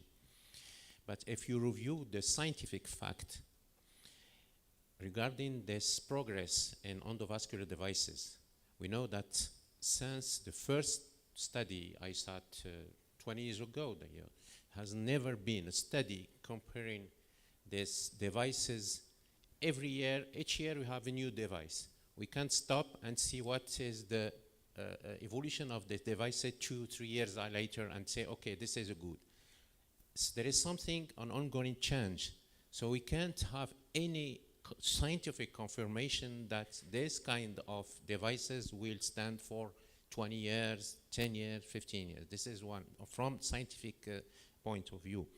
Now, from the experience, the problem with our young colleagues, that sometimes that when hearing some complication of aneurysm, they are not very courageous to go for microsurgery of this kind of pathology and try to improve. We can avoid most of the complication. Now with which we have a neuroimaging, very, very nice view. We can discuss with our during surgery, we can have our neuromotor monitoring, etc. They have colleagues with expertise in microsurgery. So some of them that see the case and send the case to the endovascular team. And in the same time, it is not sure that this is the best treatment option. For the endovascular, just he put his catheter and that's okay. He doesn't see the patient. He doesn't know what is going on. If in case of rupture, they will ask you, please go to operating room to remove the hematoma. So this is two things that has pushed in this kind of endovascular. First, we don't have so far a study, scientific study, prospective study to say, okay, there is some difference in case of endovascular versus microsurgery. Second, our colleague neurosurgeon are taking part in this evolution towards another colleagues, so they are losing a part of their field, and this comes from us, not from the endovascular radiologists. This is my opinion. Thank you very much. Well, I do agree with you, and my comment was in some double way. First of all, because I think endovascular has been coming. It doesn't mean it's the right treatment. And well, I think in France and in Spain are good examples, or in the other way are bad examples, because we did follow the pendulum policy. At the beginning, microsurgery, then endovascular treatment came, everything through endovascular treatment.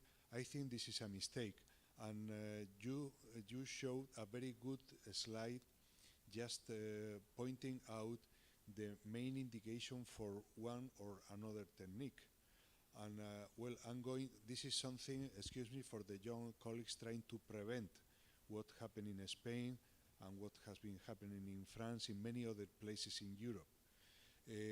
Endovascular treatment is nice because the patient doesn't have to be operated on and so, but if you treat a patient with a middle cerebral artery aneurysm, the patient is 35 or 40, by means of coiling, instead of curing the patient by means of a simple procedure, you are converting the patient instead of a cured patient into a chronic patient that needs every 6 months to undergo angio-MRI to see whether the coil is okay or there is any revascularization of the neck and so and so. So I think this is very important to keep in mind your slide that summarizing very well to my mind the main indication. And second, I was asking whether were radiologist or neurosurgeon because, and congratulations to my co-moderator, because I think neurosurgeons has to do things in the same way as vascular surgeon did. Nobody is questioning that vascular surgeons are doing half of their procedure open procedures, another proportion of cases by means of endovascular technique. And I think we have to incorporate, you have to incorporate this philosophy. For Spain, it's too late, I'm afraid, because endovascular treatment is not in the hands of neurosurgeons in 90-something% of the center. This is not a fight with the radiologists. This is some concept according to which we are managing the pathology since the beginning until the end, and we have to have in our hands all the resources, including the possibility of inserting a ventricular drainage or making a coiling or making a crippling or removing the hematoma. This is my comment. Thank you and congratulations. I'm very proud because I saw you since the very beginning when you were a very bright and young resident. Congratulations. Many thanks to all those speakers and the audience. It was very interesting, and it's time to have a coffee break. Thank you.